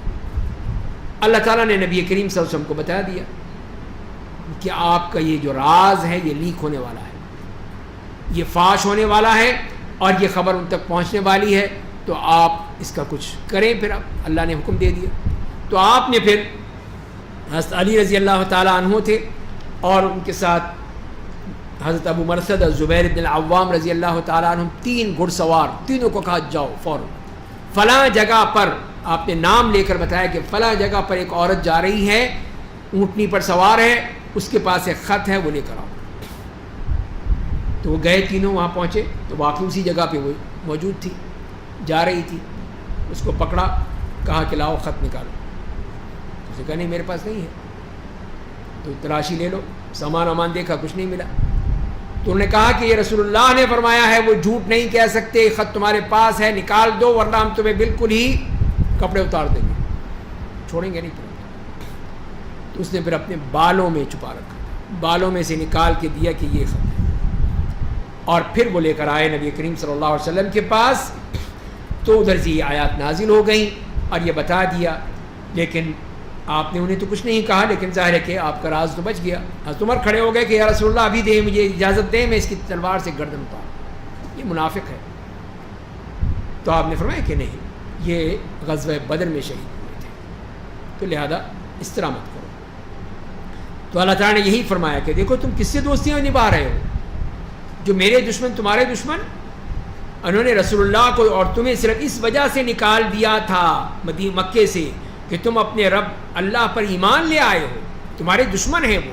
اگر تم میری راہ میں جہاد کرنے اور میری خوشنودی حاصل کرنے کے لیے اپنے شہر سے نکلے ہو تو پھر ان سے چپکے چپکے دوستی کیوں کرتے ہو؟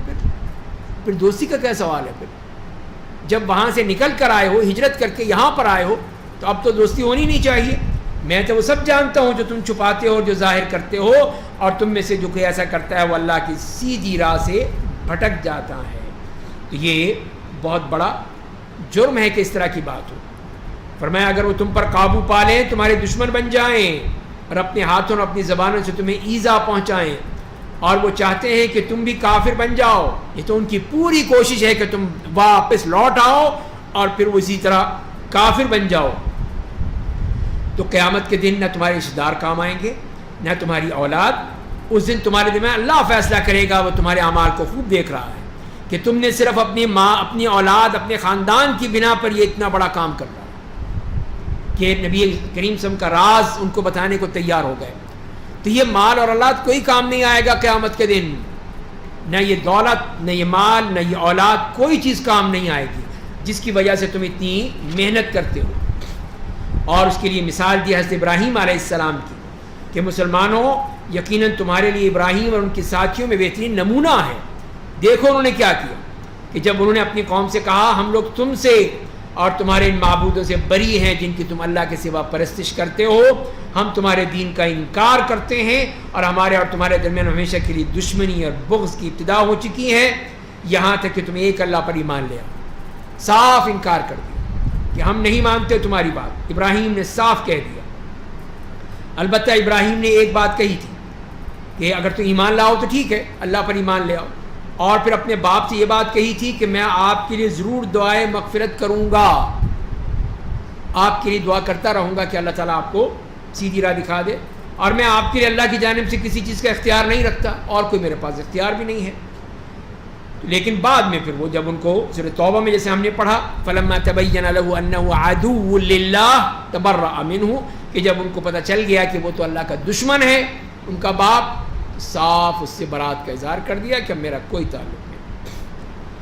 تو یہ ہے دیکھیے ابراہیم کا معاملہ کہ حتیٰ کہ اپنے باپ سے بھی برات کا اظہار کر دیا کہ میرا کوئی تعلق نہیں, سگا باپ. اسی طرح دوسرے خاندان والے سب کو چھوڑ دیا. اے ہمارے رب ہم نے تجھی پر بھروسہ کیا, تیری ہی طرف رجوع کیا, تیری ہی طرف سب کو لوٹ کر جانا ہے. اے ہمارے رب ہمیں کافروں کے لیے آزمائش نہ بنانا, اور اے ہمارے رب تو ہماری مغفرت فرما دے, بے شک تو زبردست بڑی حکمتوں والا ہے. اسی لیے اللہ تعالیٰ نے فرمایا کہ اے مسلمانوں یقیناً وہ لوگ, یہ ہیں ابراہیم اور اس کے ساتھی, تم میں سے ان لوگوں کے لیے بہترین نمونہ ہیں جو اللہ کی ملاقات اور روز آخرت کی امید رکھتے ہیں, اور جو شخص منہ پھیر لے گا تو بے شک اللہ بڑا نیاز ہے, بے نیاز ہے, تمام تعریفوں کا سزاوار ہے. امید ہے کہ اللہ تمہارے ان کے درمیان دوستی پیدا کر دے جن سے تمہاری دشمنی رہی ہے. تو یہ ہو سکتا ہے کہ وہ لوگ ایمان لے آئیں پھر تمہارے دوست بن جائیں گے. کفر کے ساتھ تو بڑا مشکل ہے, لیکن جب ایمان لے آئیں گے تو یہ دشمنی دوستی میں بدل جائے گی, محبت میں بدل جائے گی. تو یہ ہو سکتا ہے اللہ تعالیٰ بعد میں کر دے. اللہ بڑی قدرت والا ہے, بڑی مغفرت فرمانے والا, بے حد رحم کرنے والا ہے. اور اس کے بعد پھر اللہ تعالیٰ نے ان سے جو تعلقات ہیں ان کے بارے میں پالیسی دے دی کہ ان تمہاری خارجہ پالیسی کیا ہونی چاہیے. تو فرمایا کہ اللہ تمہیں ان لوگوں کے ساتھ حسن سلوک اور انصاف کرنے سے نہیں روکتا جن لوگوں نے دین کے بارے میں تم سے جنگ نہیں کی. کوئی تم سے جنگ نہیں کرتا, تمہیں تمہارے گھروں سے نہیں نکالا, تو ٹھیک ہے ان کے ساتھ تم دوستی کر سکتے ہو. دوستی کا مطلب یہ ہے کہ اچھا سلوک, میل جول, وہ ٹھیک ہے کر سکتے ہو. بے شک اللہ انصاف کرنے والوں کو پسند کرتا ہے, انصاف کے ساتھ کرنی چاہیے, کوئی زیادتی نہ ہو. اللہ تمہیں ان کے ساتھ دوستی کرنے سے منع فرماتا ہے. وہ کون ہے؟ جنہوں نے تم سے دین کے معاملے میں جنگ کی, تمہارے دشمن بن گئے, تمہیں تمہارے گھروں سے نکالا تھا, مکے سے تمہیں نکالا انہوں نے, اور تمہیں شہر بدر کرنے میں تمہارے دشمنوں کی مدد کی, اور جو ان سے دوستی کرے گا وہی ظالم ہوگا. تو یہ ہے کہ یہ ہے وہ پالیسی کہ جس نے ہمارے خلاف جنگ کی وہ ہمارا دشمن, جس نے ہمیں گھروں سے نکالا وہ ہمارا دشمن. لیکن جس نے ایسا نہیں کیا, نہ جنگ کی نہ ہمارے گھروں سے نکالا ہمیں, تو ٹھیک ہے وہ ہم اس سے اچھا اخلاق کر سکتے ہیں, مل سکتے ہیں, چاہے وہ کوئی بھی ہو. تو یہ ہماری وہ خارجہ پالیسی ہونی چاہیے. اب عورتوں کا معاملہ آ گیا بیچ میں, اس لیے کہ صلح حدیبیہ میں یہی تھا کہ کوئی بھی کافر مکے سے بھاگ کر یعنی مسلمان ہو کر مدینہ آ جائے تو پھر اسے مکے واپس بھیجنا پڑے گا. تو یہ ذکر آیا تھا. اب جو بھی اگر کوئی مشرک ہو مدینے سے مکے چلا جائے, نہیں اس کو واپس نہیں کریں گے وہ. لیکن اللہ کی حکمت دیکھیے کہ ان میں مسلمان عورتوں کا کوئی ذکر نہیں تھا. اب عورتیں آ گئیں, ہجرت کر کے مدینے آ گئیں. ام کلثوم بنت عقبہ ابن ابی معیط, سبیعہ اسلمیہ, امیمہ بنت بشر, اور بھی کئی اس طرح کی مسلمان عورتیں تھیں, وہ ہجرت کر کے مدینے آ گئیں. تو اب یہ کہنے لگے کہ لاؤ واپس کرو ان کو, عورتوں کو واپس کرو. اب یہ کہا نہیں ہم تو نہیں واپس کرتے. کہنے کہ دیکھو صلح حدیبیہ میں کیا لکھا ہوا ہے. کہنے کا عورتوں کا ذکر کہاں ہے, دیکھو اس میں ہے ہی نہیں. ذرا چپ ہو گئے چلے گئے, آپ نے واپس نہیں کیا. نہیں عورتوں کو ہم واپس نہیں کریں گے. یہ دیکھیے کس طرح اللہ تعالیٰ نے یہ بچا لیا ان کو. تو اب ان کے لیے بھی ایک پالیسی دے دی کہ وہاں سے عورتیں آئیں گی جو مسلمان ہیں. یہ ہو سکتا ہے اس میں کوئی کافر آ جائے تو پھر کیا کریں گے ہم. تو کہا دیکھو پھر چیک کرو, اے ایمان والو جو تمہارے پاس مومن عورتیں ہجرت کر کے آئیں تو تم انہیں آزما لیا کرو، چیک کرو، ٹیسٹ لو، اللہ ان کے ایمان کو خوب جانتا ہے۔ بس اگر تمہیں معلوم ہو جائے کہ وہ مومن ہیں تو انہیں کافروں کے پاس واپس مت بھیجو، پھر تمہیں بھیجنا جائز نہیں ہے۔ وہ مومن عورت ہے، وہ ایک کافر کے ساتھ کیسے رہ سکتی ہے؟ وہ مسلمان عورتیں کافروں کے لیے حلال نہیں ہیں، اور نہ وہ کفار مرد ان مسلمان عورتوں کے لیے حلال ہیں۔ تو اب تو ان کے درمیان شادی ہو ہی نہیں سکتی، نکاح ہو ہی نہیں سکتا، رہ ہی نہیں سکتی وہ عورتیں ان کافروں کے ساتھ۔ تو اسی لیے فرمائیں کہ یہ ہو نہیں سکتا۔ اب لیکن اب کیا کریں پھر؟ ان کافروں نے شادی میں جو خرچ کیا انہیں واپس کر دو۔ دیکھیے عادل، اب انہوں نے جو مہر دیا تھا ان عورتوں کو وہ تم دے دو واپس۔ جو بھی شادی کرے وہ مہر دے دے اس کا واپس، اس کے پہلے شوہر کا، اور تمہارے لیے کوئی حرج کی بات نہیں کہ ان عورتوں کا مہر دے کر ان سے نکاح کر لو۔ پھر تم اب وہ کافر کے پاس تو نہیں جائے گی، تو لہذا تم ان کا مہر دو اور شادی کر لو۔ اور دوسری طرف یہ بھی تم لوگ اپنی کافر بیویوں کو بھی اپنے پاس مت رکھو۔ جب یہ قانون آ گیا کہ ایک مسلمان مرد اور ایک کافر عورت نہیں رہ سکتے آپس میں، تو لہذا اگر تمہاری بیویاں ہیں، کافر کوئی بیوی ہے تو اس کی بھی چھٹی کرو، بھیجو اس کو، اور تم نے جو نکاح پر خرچ کیا تھا اس کا مطالبہ کرو کہ لاؤ میرا مہر واپس کرو، مہر دیا تھا دو مجھے، اور کافروں نے جو خرچ کیا تھا اس کا وہ مطالبہ کریں، تم اپنا مطالبہ کرو، دونوں ٹھیک ہے۔ وہ کافر عورت تمہارے ساتھ نہیں رہنا چاہتی، مکے جانا چاہتی تو جائے، لیکن مہر واپس کرو۔ یہ اللہ کا حکم ہے، وہ تمہارے درمیان فیصلہ کرتا ہے۔ اللہ بڑا جاننے والا، بڑی حکمتوں والا ہے۔ یہ تو اللہ کے فیصلے ہیں، اس کو ماننا پڑے گا، یہی کرنا پڑے گا۔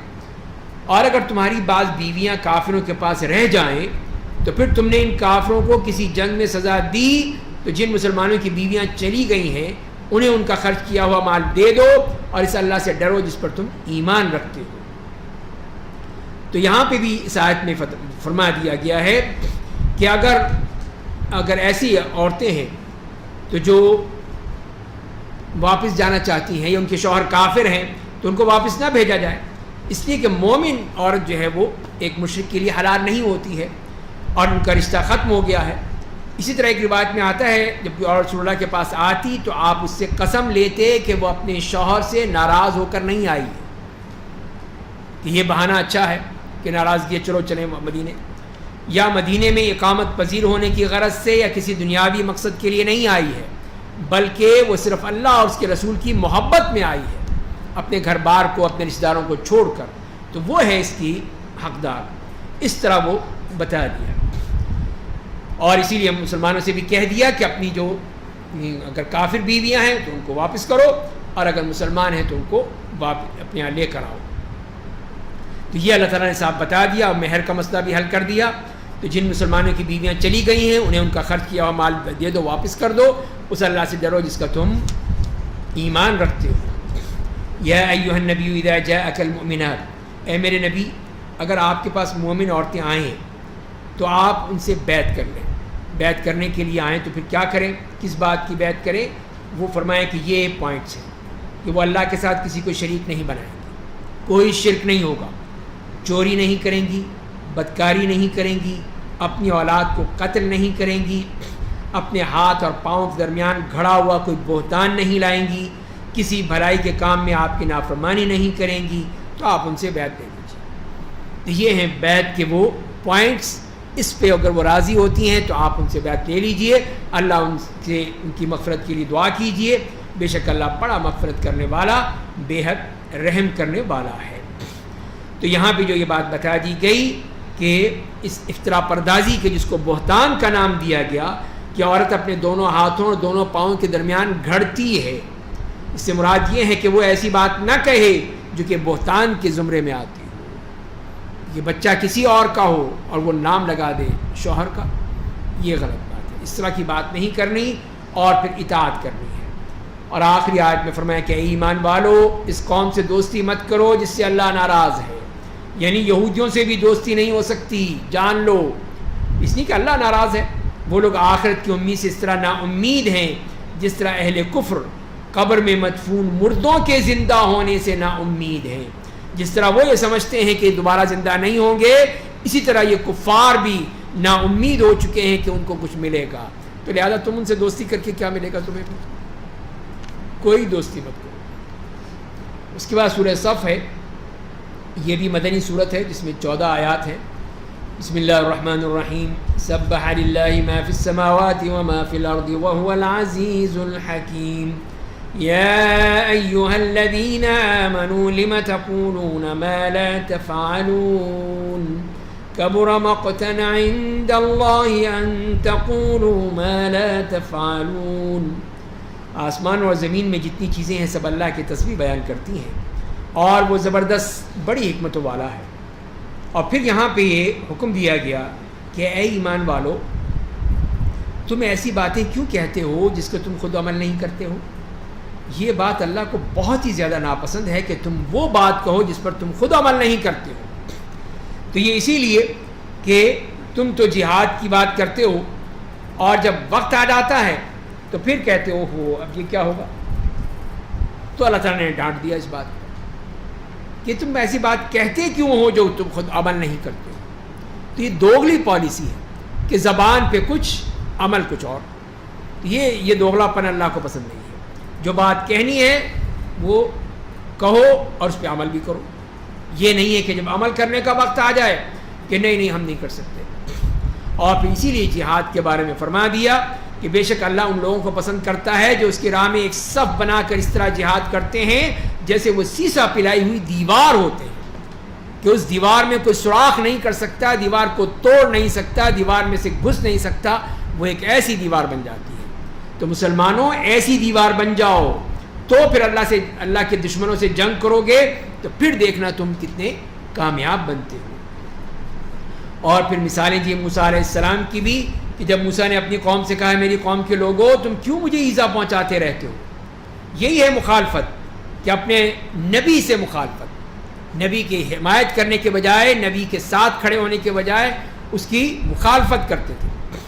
حالانکہ تم جانتے ہو میں تمہارے لیے اللہ کا رسول بنا کر بھیجا گیا ہوں. بس جب انہوں نے ٹیڑھ اختیار کی تو اللہ نے ان کے دلوں کو زیادہ ٹیڑھا کر دیا. اللہ فاسق قوم کو ہدایت نہیں دیتا کہ جب انہوں نے دیکھا کہ موسیٰ علیہ السلام کو اور تکلیف دی اللہ نے کہا ٹھیک ہے جاؤ، ان کو پھر مزید ٹیڑھا کر دیا. اور پھر عیسیٰ علیہ السلام کے بارے میں فرمایا جب عیسیٰ ابن مریم نے کہا اے بنی اسرائیل میں تمہارے لیے اللہ کا رسول بنا کر بھیجا گیا ہوں، مجھ سے پہلے جو تورات آ چکی ہے اس کی تصدیق کرتا ہوں اور ایک رسول کی خوشخبری دیتا ہوں جو میرے بعد آئے گا. تو یہ رسول اللہ صلی اللہ علیہ وسلم کی خوشخبری جو حضرت عیسیٰ نے دی اس کا نام احمد ہوگا. بس جب عیسیٰ بنی اسرائیل کے پاس کھلی نشانیاں لے کر آئے تو انہوں نے کہا یہ تو کھلا جادو ہے.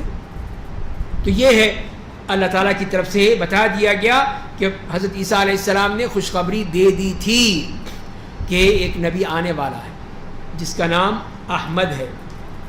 تو انجیل یوحنا میں یہ آیا ہے کہ میں اپنے باپ سے طلب کروں گا وہ تمہیں ایک فار کلید دے گا.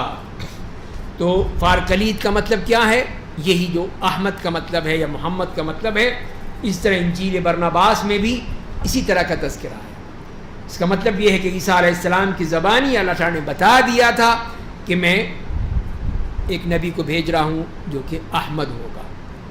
اور یہاں پہ اس دجال نے جو ہمارا ہے کا دجال تھا نا ایک، اس نے کہا کہ یہ جو قرآن میں آیا نا احمد یہ میں ہی مراد ہوں، بس نام میرا غلام احمد ہے لیکن ہوں میں وہی جس کا نام ذکر آیا قرآن کریم میں. تو یہ دیکھیے کیسے جھوٹ بولتے ہیں کہ یہی جو احمد ایک تو وہاں آیا تھا مکے میں، ایک احمد یہ ہے جو یہاں پر آیا ہے قادیان میں. تو یہ اس نے خباثت کی کہ اس نام سے اپنے نام کی نسبت کر لی. تو ظاہر ہے کہ جھوٹے لوگ کذاب. فرمایا کہ ومن اظلم ممن افترى على الله الكذب، اور اس سے بڑھ کر ظالم کون ہوگا جو اللہ کے خلاف جھوٹ بہتان باندھے، جھوٹی باتیں کریں حالانکہ اسے اسلام کی دعوت دی جا رہی ہو. اللہ ظالموں کو ہدایت نہیں دیتا ہے. جو ظالم ہے جو سننا نہیں چاہتے، سمجھنا نہیں چاہتے، ان کو ہدایت نہیں ملتی.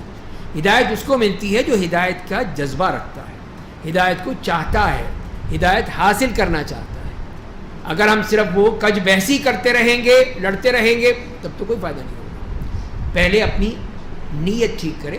ایمان حاصل کرنا چاہتا ہے تو آئے تو اللہ تعالیٰ مدد فرمائے گا. اور کفار اللہ کے نور کو اپنے منہ سے پھونکے مار کر بجھانا چاہتے ہیں اللہ اپنے نور کو پورا کرنا چاہتا ہے، چاہے کفار کو یہ بات کتنی ہی ناگوار گزرے، یہ دین قائم ہو کر رہے گا، جسے اللہ کا وعدہ ہے، جسے یہاں فرمایا ہے۔ اسی نے اپنے رسول کو منبع ہدایت قرآن اور دین حق کے ساتھ بھیجا ہے تاکہ اسے تمام ادیان پر غالب کر دے، تمام ادیان پر یہ غالب ہو کر رہے گا۔ مشرکین کو یہ بات کتنی ہی ناگوار گزرے، لیکن اللہ تعالیٰ اپنا کام کر کے رکھے گا۔ اے ایمان والو، کیا میں تمہیں ایسی تجارت بتاؤں جو تمہیں دردناک عذاب سے نجات دے گی، تم عذاب سے بچ جاؤ گے؟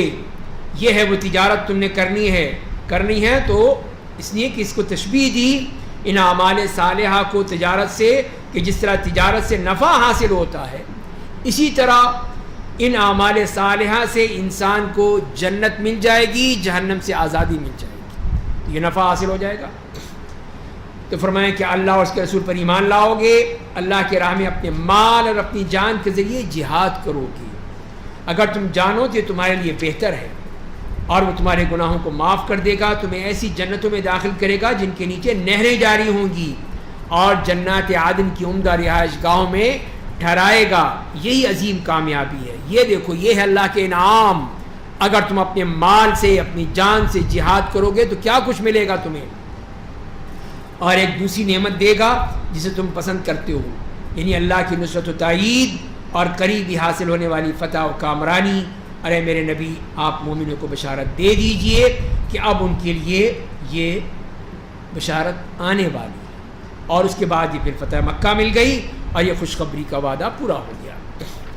یا ایھا الذین آمنوا کونوا انصار اللہ، اے ایمان والو اللہ کے مددگار بن جاؤ، جیسے کہ عیسی ابن مریم نے حواریوں سے کہا تھا کہ دعوت اللہ کی راہ میں میری کون مدد کرے گا، کون میرے ساتھ چلے گا؟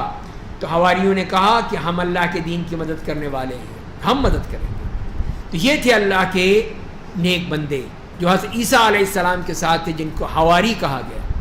اسی طرح ان مومنوں سے کہا جا رہا ہے کہ تم بھی اٹھو، اللہ کی مدد کرو، اللہ کے انصار بن جاؤ۔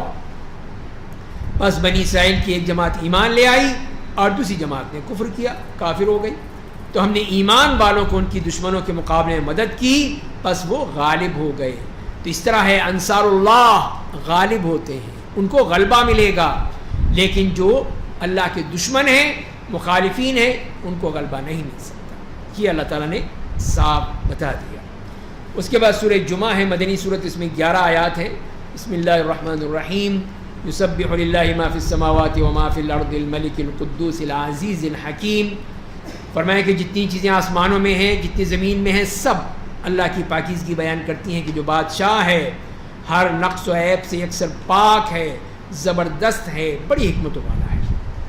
فرمایا کہ اسی نے ان پڑھ لوگوں میں، ان امیین، یہی جو عرب تھے، انہی میں سے ایک رسول بھیجا ہے جو انہیں اس کی آیتیں پڑھ کر سناتا ہے، انہیں کفر و شرک کی آلائشوں سے پاک کرتے ہیں، انہیں قرآن و سنت کی تعلیم دیتے ہیں۔ بے شک وہ لوگ ان کی بعثت سے قبل سری گمراہی میں مبتلا تھے۔ تو یہی آیت جو پہلے بھی اسی سیاق و سباق کے ساتھ گزر چکی ہے، اور یہاں پر بھی بتا دی نبی کریم صلی اللہ علیہ وسلم کے حوالے سے کہ وہی ذات جس نے امیین میں انہی میں سے رسول بھیجا ہے۔ تو یہ نبی کریم صلی اللہ علیہ وسلم کے بارے میں ہے، اور ان کے 4 وظائف نبوت بیان کر دیے کہ وہ تلاوت آیات کرتے ہیں، تزکیہ کرتے ہیں، تعلیم کتاب اور تعلیم حکمت کرتے ہیں۔ یہ 4 ان کے وظائف نبوت ہیں، اور تمہیں اس سے پہلے کچھ پتہ ہی نہیں تھا، تم جانتے ہی نہیں تھے۔ اور یہی وہ آیت ہم پڑھی ہم نے حضرت ابراہیم کی دعا کی صورت میں بھی، اور پھر دوبارہ پھر بتایا کہ اللہ تعالیٰ نے کس طرح اس دعا کو قبول کر لیا۔ اللہ نے اس نبی کو ان میں سے دوسرے لوگوں کے لیے بھی بھیجا ہے جو اب تک عرب مسلمانوں سے نہیں ملے ہیں۔ وہ زبردست بڑی حکمتوں والا ہے، ان کے بعد میں آنے والے، جس میں وہ قیامت تک کے آنے والے سب شامل ہو گئے، کہ جن کے لیے یہ اتنی بڑی نعمت ہے۔ تو یہ پیغمبری، یہ دین اسلام اللہ کا فضل ہے، جسے وہ چاہتا ہے یہ نعمت دیتا ہے۔ اللہ عظیم فضل والا ہے۔ اور یہ یہودی کیا ہیں؟ ان لوگوں کی مثال جنہیں تورات پر عمل کرنے کا حکم دیا گیا، پھر انہوں نے اس پر عمل نہیں کیا، اس گدھے کی مانند ہے۔ گدھے کی طرح ہے جو کتابوں کا بوجھ اٹھائے پھرتا ہے۔ کتابیں لاد دیں تو وہ علامہ نہیں بن جاتا کہ علامہ گدھا صاحب، یہ نہیں کہا جائے گا اس کو۔ اس کے اوپر کتابیں لگی ہوئی ہیں کہ بہت ہی ڈگری ہے، گریجویٹ ہے، پوسٹ گریجویٹ ہیں، ڈاکٹر ہیں، وہ گدھا گدھا ہی رہے گا، کتابوں کا بوجھ اٹھانے سے وہ کچھ نہیں بن جائے گا۔ تو یہ فرمایا یہودیوں کا یہی معاملہ ہے کہ یہودی اپنے اوپر کتابیں لاد رکھی ہیں سر کے اوپر، تورات، انجیل اور ساری کتابیں، اور کہتے ہیں دیکھو ہمیں نہیں مانتے، ہماری کتابوں کو نہیں مانتے۔ تو جو کتابوں کا بوجھ اٹھائے پھرتا ہے، بڑی بری مثال ہے ان لوگوں کی جنہوں نے اللہ کی آیات کو جھٹلایا۔ اللہ ظالم قوم کو راہ راست نہیں دکھاتا ہے، یہ تو جھوٹے لوگ ہیں۔ قل یا ایھا الذین ھادوا، اے میرے نبی آپ کہہ دیجئے یہودیو، اگر تمہارا خیال ہے کہ تمام لوگوں کے سوا صرف تم ہی اللہ کے دوست ہو، بڑے چہیتے ہو، لاڈلے ہو، تو ٹھیک ہے، پھر موت کی تمنا کرو، پھر مر جاؤ، مر کے دیکھو پھر تمہیں کیا ملتا ہے۔ اگر تم اپنے دعوے میں سچے ہو کہ نہیں ہم تو بہت ہی لاڈلے ہیں، چہیتے ہیں اللہ کے، اللہ تعالیٰ بڑا پیار کرتا ہے ہم سے، تو پھر مرو، پھر کسی کی زندگی میں تو نہیں ملے گا کچھ بھی، وہ تو مر کے ہی ملے گا نا، تو مر جاؤ پھر۔ اور وہ کبھی بھی اپنے مرنے کی تمنا نہیں کریں گے، یہ ہو ہی نہیں سکتا۔ جیسے قرآن نے وہاں کہا ہے سورہ بقرہ میں کہ احرص الناس علی حیاۃ، کہ جو زندگی میں سب سے زیادہ زندگی سے محبت کرنے والے ہیں، دنیا سے محبت کرنے والے ہیں، تو یہ موت کی تمنا کہاں کریں گے؟ وہی چیز یہاں فرمائی کہ نہیں، بالکل نہیں، یہ تو موت کی تمنا نہیں کریں گے۔ کیوں؟ کہ ان کی بدعمالیوں کے سبب جو وہ کر چکے ہیں، انہیں پتہ ہے کہ جو انہوں نے کیا ہے، اللہ ظالموں کو خوب جانتا ہے، ان کے کرتوت یہ خود جانتے ہیں ان کے کرتوت کیا ہیں۔ تو اے میرے نبی آپ ان سے کہہ دیجئے بے شک وہ موت جس سے تم راہ فرار اختیار کرنا چاہتے ہو اور کرتے رہے ہو، وہ تم سے ضرور آ ملے گی، موت آئے گی، تمہیں لے لے گی، پھر تم اس اللہ کی طرف لوٹا دیے جاؤ گے جو غائب و حاضر تمام باتوں کا علم رکھتا ہے، پھر وہ تمہیں ان اعمال کی خبر دے گا جو تم دنیا میں کرتے رہے تھے۔ تب پتہ چل جائے گا تمہیں کہ سارے تمہارے کرتوت کیا ہیں، سارے اعمال کیا ہیں۔ اس کے بعد ایک حکم دیا مسلمانوں کو جمعے کی نماز کے حوالے سے کہ اے ایمان والو، جمعے کے دن جب نماز کے لیے اذان دی جائے تو تم اللہ کو یاد کرنے کے لیے تیزی کے ساتھ لب کو خرید و فروخت چھوڑ دو، کاروبار بند کر دو اور آؤ نماز کے لیے، اگر تم سمجھتے ہو کہ ایسا کرنا تمہارے لیے زیادہ بہتر ہے۔ تو یہ ہے کہ جو نبی کریم صلی اللہ علیہ وسلم جب مدینہ آئے تھے تو پھر مدینہ آ کر پھر آپ نے جمعے کی نماز کا حکم دیا اور اس کے لیے انتظام کیا، اور اللہ تعالیٰ کی طرف سے حکم آ گیا کہ اب سب لوگ کاروبار چھوڑ دیں، کاروبار بند کریں اذان ہوتے ہی، اور سب آ کے مسجد میں آ جائیں، نماز اور خطبہ سنیں۔ تو یہی چیز فرمائی گئی کہ یہ تمہارے لیے زیادہ بہتر ہے۔ فَإِذَا قُضِيَتِ الصَّلَاةُ، اور جب نماز پڑھ لی جائے تو تم لوگ زمین میں پھیل جاؤ۔ جمعے کی چھٹی تو ویسے بھی نہیں ہوتی، چھٹی بھی نہیں ہوگی، تو جاؤ نماز پڑھو، جا کے پھر کاروبار کرو۔ ہم تو ویسے ہی اتوار کی چھٹی کرتے ہیں، اس لیے کہ عیسائی خوش رہے ہم سے، اسی لیے فرمایا کہ تم لوگ جاؤ زمین میں پھیل جاؤ، اللہ کے فضل یعنی روزی کی تلاش میں لگ جاؤ، اللہ کو کثرت سے یاد کرتے رہو تاکہ تم فلاح پا جاؤ۔ تو چھٹی نہیں ہے کہیں پہ بھی، نہ جمعے کی نہ اتوار کی۔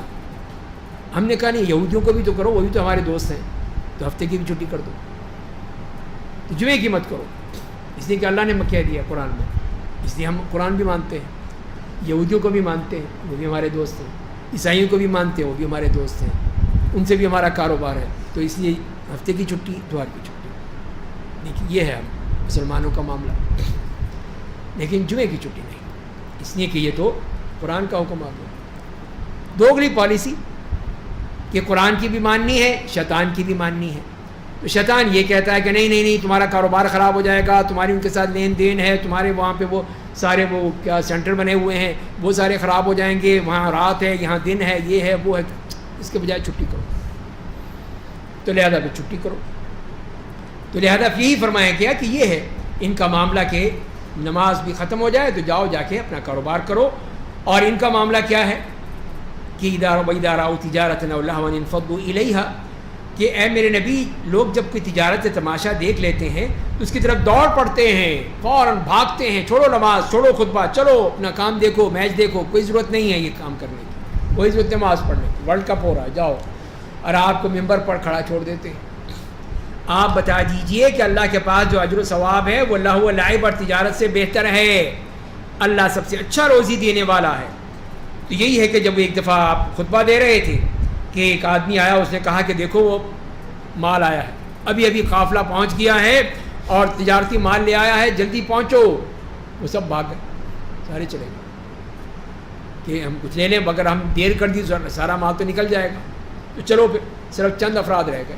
تو اللہ تعالیٰ نے فرمایا کہ نہیں، یہ غلط بات ہے. یہ کیا طریقہ ہے تمہارا؟ مال کے پیچھے، دنیا کے پیچھے تم نے اللہ کے رسول کو چھوڑ دیا، اکیلا چھوڑ کے سب بھاگ لیے تم.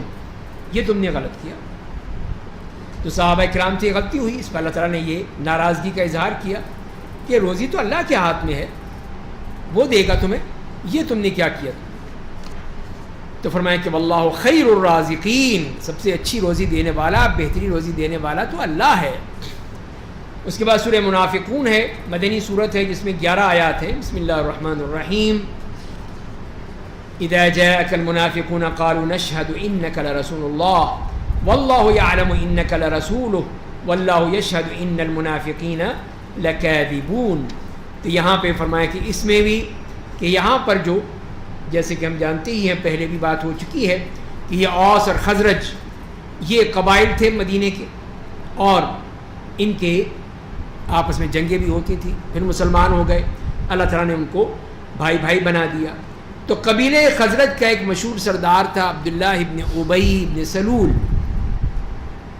اس کو انہوں نے چاہا تھا کہ بادشاہ بنا اسلام کے آنے سے پہلے. تو اس کی تیاریاں ہو رہی تھیں کہ اس کی تاج پوشی کی جائے، اور اتنے میں مسلمان آ گئے. مسلمانوں کی یہاں پہ کثرت ہونے لگی. اوس اور خزرج بھی مسلمان ہو گئے، مہاجرین، انصار، پھر نبی کریم سے سم آ گئے. تو سارا وہ عبداللہ ابن ابی کا خواب جو تھا وہ ادھورا رہ گیا.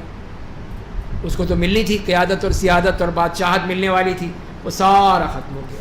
تو اس کے بعد سے اس کے دل میں جو عداوت بیٹھ گئی، دشمنی بیٹھ گئی، نفرت، تو وہ پھر اس کے خلاف ہمیشہ سازش کرتا رہا، اور اسی حالت میں ہی وہ مر گیا تھا، جیسے ہم سورہ توبہ میں پڑھ چکے ہیں. تو جنگ بدر کے بعد بھی جب اس نے یہود و بنی قینقاع کو بھی، تو ان کے اوپر بھی تو یہ ہے کہ کسی طرح مسلمانوں نے جب، جیسے میں نے بتایا آپ کو، ان کا محاصرہ کر لیا تھا، تو ان کو بھی کہا کہ نہیں ہم تمہارے ساتھ ہیں. پھر بنی نذیر کا معاملہ آیا، ان سے بھی کہا نہیں ہم تمہارے ساتھ ہیں، کوئی مسئلہ نہیں ہے، ہم تمہارے ساتھ نکلیں گے. تو یعنی اس کا مستقل یہ معاملہ تھا. اور پھر شعبان 5 ہجری میں غزوہ بنی مستلق ہوا، تو عبداللہ ابن ابی بھی منافقین کی جماعت کے ساتھ مجبوراً شریک ہو گیا، اس لیے کہ ایک ملمہ سازی بھی تو کرنی تھی نا، کہ اگر نہیں جائیں گے تو یہ کہیں گے لوگ دیکھو یہ منافق ہیں، تو لہذا اپنے آپ کو مسلمان بھی ثابت کرنا ہے. تو نکل جاتے تھے. تو وہاں پر کیا ہوا کہ حضرت عمر بن خطاب رضی اللہ تعالیٰ عنہ کے خادم تھے جہجہ غفاری اور سنان جوہنی، جو بنی خزرج کے تھے، ان کے درمیان جھگڑا ہو گیا، بات بڑھ گئی. تو ایک نے انصار کو پکارا، ایک نے مہاجرین کو پکارا،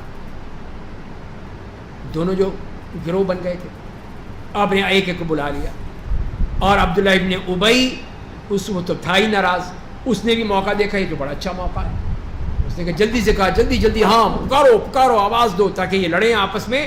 اور پھر یہی کہا کہ یہ لوگ وہ ہیں جو آئے ہمارے سارا مال کھا گئے، یہ مہاجرین انہوں نے یہ کر دیا، وہ ہے جس کی مثال یہی کہ اپنے کتے کو کھلا پلا کے موٹا کرو تاکہ کل تجھے ہی وہ پھاڑ کر کھا جائے. خوب اس نے وہ ان کو بھرا کہ یہ تو مہاجرین ایسے ہیں، یہ ایسے ہیں، اور اس نے خوب وہ کی. زید ابن ارقم رضی اللہ تعالیٰ عنہ صحابی تھے، انہوں نے بات سن لی تھی یہ بات، اور وہ آئے پھر رسول اللہ کو بتا دیا کہ یہ دیکھیں یہ بکواس کی ہے اس شخص نے.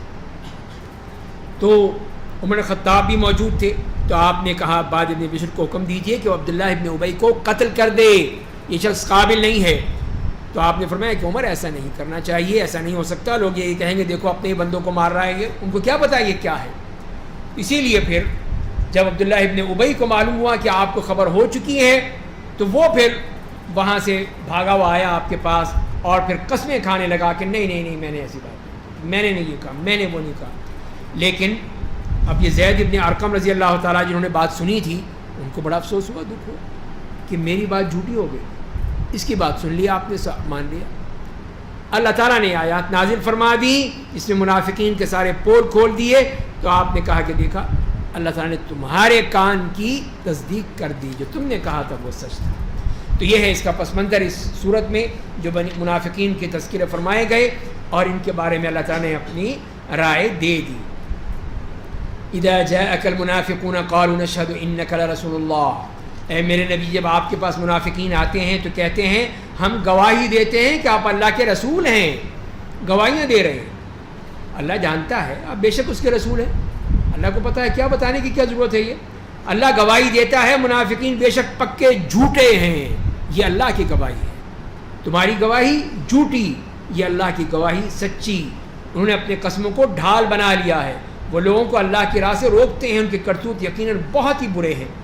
وہ لوگ اس لیے کرتے ہیں کہ وہ بظاہر ایمان لے آئے، پھر کفری پر قائم رہے، اللہ نے ان کے دلوں پر مہر لگا دی، اس لیے بالکل نہیں سمجھتے، اب تو سمجھنے کے قابل ہی نہیں رہے۔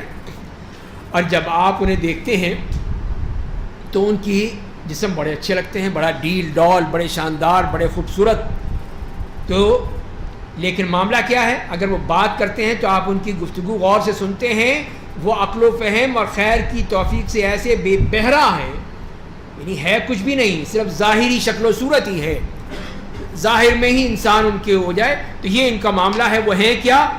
وہ دیوار سے ٹیک لگائی لکڑیاں ہیں، جیسے کہ لکڑی ہوتی ہے ایک دیوار پہ لگا دی جاتی ہے، بڑی اچھی لگ رہی ہیں، لیکن ہوتا کچھ بھی نہیں ان میں۔ ہر چیخ پر انہیں یہی گمان ہوتا ہے کہ وہ انہی کے خلاف ہے، وہی لوگ حقیقی دشمن ہیں، آپ ان سے بچتے رہیے، اللہ انہیں ہلاک کر دے۔ وہ بہکے کہاں جا رہے ہیں؟ سنتے کیوں نہیں کہ بات کو؟ یہ سب یہ منافقین۔ اور جب ان سے کہا جاتا ہے کہ آؤ رسول اللہ تمہارے لیے مغفرت طلب کریں، تو اپنے سر موڑ لیتے ہیں، نہیں چاہتے۔ اور آپ انہیں دیکھتے ہیں جو تکبر کرتے ہوئے منہ پھیر لیتے ہیں، ان کے حق میں برابر ہے، آپ چاہے ان کے لیے مغفرت طلب کریں یا نہ کریں، کوئی فائدہ نہیں، اللہ تعالیٰ معاف نہیں کرے گا۔ وہ سے سورہ توبہ میں بھی ہم پڑھ چکے ہیں کہ ان تستغفر لہم 70 مرتن، 70 مرتبہ بھی آپ مغفرت کریں، ان کی مغفرت نہیں ہوتی، اللہ انہیں ہرگز معاف نہیں کرے گا، بے شک اللہ نافرمان قوم کو راہ راست نہیں دکھاتا۔ یہی وہ لوگ ہیں جو کہتے ہیں کہ جو لوگ رسول اللہ کے پاس رہتے ہیں ان پر خرچ مت کرو، یہ انصار سے یہی کہا کرتے تھے کہ تم کیوں خرچ کرتے ہو، مرنے دو ان کو تاکہ وہ الگ ہو جائیں، حالانکہ آسمان اور زمین کے خزانے اللہ کی ملکیت ہیں، یہ منافقین سمجھتے نہیں ہیں، ان کو کچھ نہیں پتہ۔ اور یہ کیا کہتے ہیں یہ لوگ؟ جیسے عبداللہ ابن ابی نے کہا تھا کہ جب جائیں گے مدینے تو ہم عزت والے ان ذلیلوں کو نکال دیں گے، اتنی بڑی بات کہہ دی تھی۔ تو ان کا بیٹا عبداللہ ابن ابی کا بیٹا عبداللہ نام تھا ان کا بھی، وہ پکے سچے مخلص صحابی تھے، وہ کھڑے ہو گئے اپنے باپ کے سامنے تلوار لے کے، بتا کہ ذلیل کون ہے اور عزت والا کون ہے۔ انہیں کہنا پڑا پھر اس کو، لیکن اللہ تعالیٰ نے بتا دیا۔ کہتے ہیں اگر ہم مدینہ واپس جائیں گے تو زیادہ عزت والے سے زیادہ ذلت والوں کو نکال دے گا، حالانکہ عزت تو صرف اللہ کے لیے ہے، اس کے رسول کے لیے ہے اور مومنوں کے لیے ہے، لیکن منافق یہ بات نہیں جانتے۔ اور پھر ایمان والوں کو یہ نصیحت فرما دی اللہ تعالیٰ نے کہ اے ایمان والو، تمہاری دولت، تمہاری اولاد تمہیں اللہ کی یاد سے غافل نہ بنا دے کہ تم اسی میں مگن ہو جاؤ، اور جو لوگ ایسا کریں گے وہی لوگ حقیقی معنوں میں گھاٹا اٹھانے والے ہیں۔ اور لوگوں، ہم نے تمہیں جو روزی دی ہے اس میں سے خرچ کرو، اس سے پہلے کہ تم میں سے کسی کو موت آ جائے، موت آنے سے پہلے پہلے کچھ کر لو، تو وہ کہنے لگے گا کہ میرے رب تو نے کچھ مدت کے لیے میری موت ٹال کیوں نہیں دی، تھوڑا سا اور موقع دے دے، اور ایک اور موقع دے دے، 1 سال اور دے دے، میں پھر خیرات کروں گا، نیک لوگوں میں سے بن جاؤں گا، بڑا اچھا بنوں گا، یہ کروں گا وہ کروں گا، تو اللہ اور موقع دے دے۔ نہیں، کچھ نہیں ہوگا۔ فرمایا کہ جب کسی شخص کی موت کا وقت آ جائے گا تو اللہ ہرگز مہلت نہیں دے گا، 1 سیکنڈ کی بھی مہلت نہیں دے گا، اور تم جو کچھ کرتے ہو اللہ اس کی پوری خبر رکھتا ہے، وہ سب کچھ جانتا ہے۔ اس کے بعد سورہ تغابن ہے، مدنی سورت ہے، اس میں 18 آیات ہیں۔ بسم اللہ الرحمن الرحیم، یسبح للہ ما فی السماوات وما فی الارض لہ الملک ولہ الحمد وہو علی کل شیء قدیر۔ یہ جتنی چیزیں آسمانوں میں ہیں، جتنی چیزیں زمینوں میں ہیں، سب اللہ کی پاکیزگی بیان کرتی ہیں، اسی کی جو سارے جہان میں جس کی بادشاہی ہے، اس کے لیے تمام تعریفیں ہیں، وہ ہر چیز پر قادر ہے۔ اس نے تم سب کو پیدا کیا ہے، سب کا پیدا کرنے والا وہ ہے۔ تو تم میں سے بعض کافر ہیں، بعض مومن ہیں، اور تم جو کچھ کرتے ہو اسے اللہ خوب دیکھ رہا ہے کہ تم جو کچھ کرو بھی، چاہے ایمان لاؤ یا کفر کرو، اللہ کو سب پتہ ہے۔ خلق السماوات والارض بالحق، اس نے آسمان اور زمین کو حکمت و مصلحت کے مطابق پیدا کیا ہے، اور اسے تمہاری شکلیں بنائیں تو انہیں نہایت خوبصورت بنایا، اور سب کو اسی کے پاس لوٹ کر جانا ہے، تو لہذا پھر تم سوچتے کیوں نہیں اس بات کو؟ اور جو کچھ آسمانوں اور زمین میں ہے وہ ان تمام کو جانتا ہے. تم جو کچھ چھپاتے ہو، جو ظاہر کرتے ہو، سب کو جانتا ہے. اللہ سینوں میں چھپی ہوئی باتوں کو بھی جانتا ہے. اس کا علم بہت وسیع ہے. کیا تم تک ان لوگوں کی خبریں نہیں پہنچی ہیں جنہوں نے پہلے زمانوں میں کفر کیا تو انہوں نے اپنے کیے کا مزہ چکھ لیا، آخرت میں ان کے لیے دردناک عذاب ہے. تو یہ ان کو مخاطب کیا ہے، دیکھو ان کی طرح مت کرنا جنہوں نے کفر کو اختیار کیا اور پھر ان کا حشر کیا ہوا. یہ اس لیے کہ ان کے پیغمبر ان کے پاس کھلی نشانیاں لے کر آتے تھے تو وہ کہتے تھے کیا ہماری رہنمائی انسان کریں گے؟ یہ ہمیں بتائے گا کہ دین کیا ہے، اسلام کیا ہے، یہ انسان ہماری ہدایت کریں گے؟ بس انہوں نے کفر کیا، منہ پھیر لیا. اللہ نے ان کی پرواہ نہیں کی. اللہ بڑا بے نیاز، تمام تعریفوں کا سزاوار ہے. پھر یہ نہیں دیکھا کہ کون ہے کون نہیں ہے، اللہ نے سب کا ملیہ میٹ کر دیا، سب ختم ہو گئے. کفار یہ سمجھتے ہیں کہ وہ زندہ کر کے دوبارہ اٹھائے نہیں جائیں گے.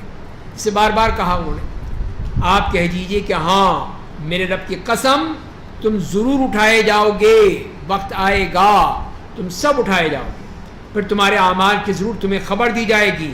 اور ایسا کرنا اللہ کے لیے کوئی مشکل نہیں ہے، بہت آسان ہے. جس نے پہلے پیدا کیا دوبارہ بھی پیدا کر دے گا. تم ایمان لاؤ اللہ پر، اس کے رسول پر، اس نور پر جسے ہم نے نازل کیا. یہ قرآن، یہ ہے وہ نور، اس پر ایمان لاؤ. اور اللہ تمہارے اعمال سے پوری طرح باخبر ہے، پوری طرح جانتا ہے کہ تمہارے اعمال کیا ہے. یوم یجمعکم لیوم الجمع ذلک یوم التغابن، جس دن وہ تم سب کو جمع ہونے کے دن جمع کرے گا، وہ ہار جیت کا دن ہوگا. اور جو شخص اللہ پر ایمان لائے گا اور عمل صالح کرے گا اللہ اس کے گناہوں کو معاف کر دے گا اور اسے ایسی جنتوں میں داخل کرے گا جن کے نیچے نہریں جاری ہوں گی. ان جنتوں میں وہ ہمیشہ رہیں گے. یہی عظیم کامیابی ہے. اور جن لوگوں نے کفر کیا، وہ ہماری آیتوں کو جھٹلایا، وہی لوگ جہنمی ہوں گے. وہ جہنم میں ہمیشہ رہیں گے اور وہ بہت برا ٹھکانہ ہے. ما اصاب من مصیبت الا باذن اللہ، آدمی کو کوئی مصیبت اللہ کے حکم کے بغیر نہیں پہنچتی. جو بھی مصیبت آتی ہے وہ اللہ کی طرف سے ہے. آدمی ڈھونڈتا رہتا ہے کہ اس کی وجہ سے ہوا، اس کی وجہ سے ہوا، اس نے کہا تھا، اس نے کہا تھا. فرمایا کہ نہیں، سب اللہ کے حکم سے. اور جو شخص اللہ پر ایمان رکھتا ہے اللہ اس کے دل کو صبر و استقامت کی راہ دکھاتا ہے. اللہ ہر چیز کا پورا علم رکھتا ہے. اور لوگوں تم اللہ کی اطاعت کرو اور رسول کی اطاعت کرو. اور اگر تم منہ پھیر لو گے تو ہمارے رسول کی ذمہ داری تو صرف یہ ہے کہ وہ دین اسلام کو پوری صراحت کے ساتھ پہنچا دیں. یہ ہے کام ان کا. تم مانو یا نہ مانو، ان کا کام یہ ہے، وہ کر رہے ہیں.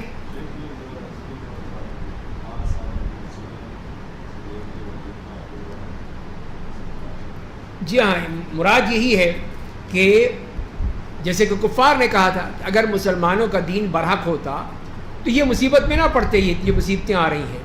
تو اسی کا اللہ تعالیٰ نے جواب دیا کہ مصیبت چاہے کوئی بھی ہو، کسی بھی انسان کو ہو، کیسی بھی ہو، سب اللہ کے حکم سے. اگر اس نے لکھ دیا ہے کہ آپ کے کاروبار میں نقصان ہوگا تو یہ اللہ کے حکم سے ہے. آپ کا کوئی گھر میں بیمار پڑ جائے گا، ختم ہو جائے گا، اللہ کے حکم سے ہے. آپ کو کوئی بھی تکلیف پہنچے گی، سب اللہ کی طرف سے ہے. تو مطلب یہی ہے کہ آدمی پھر اس کے اسباب تلاش نہ کرتا پھرے، بعد میں یہ نہ کہے کہ نہیں جی یہ میرا مریض مر گیا، اگر میں فلاں ڈاکٹر کے پاس چلا جاتا، فلاں ہاسپٹل چلا جاتا تو بچ جاتا. نہیں، یہی غلط بات ہے.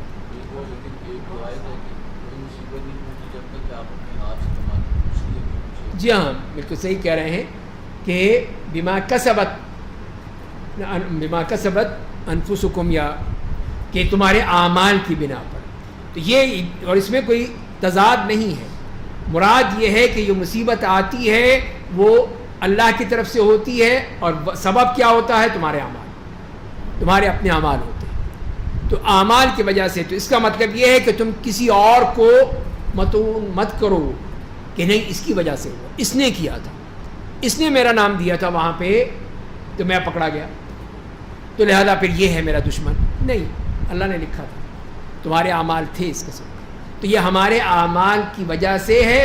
اور اس میں جو اچھا پہلو یہ ہے کہ وہ ہمارے اعمال کے گناہ جو ہیں وہ معاف ہو جاتے ہیں، وہ اللہ تعالیٰ معاف کر دیتے ہیں، اس کا کفارہ بن جاتی ہیں.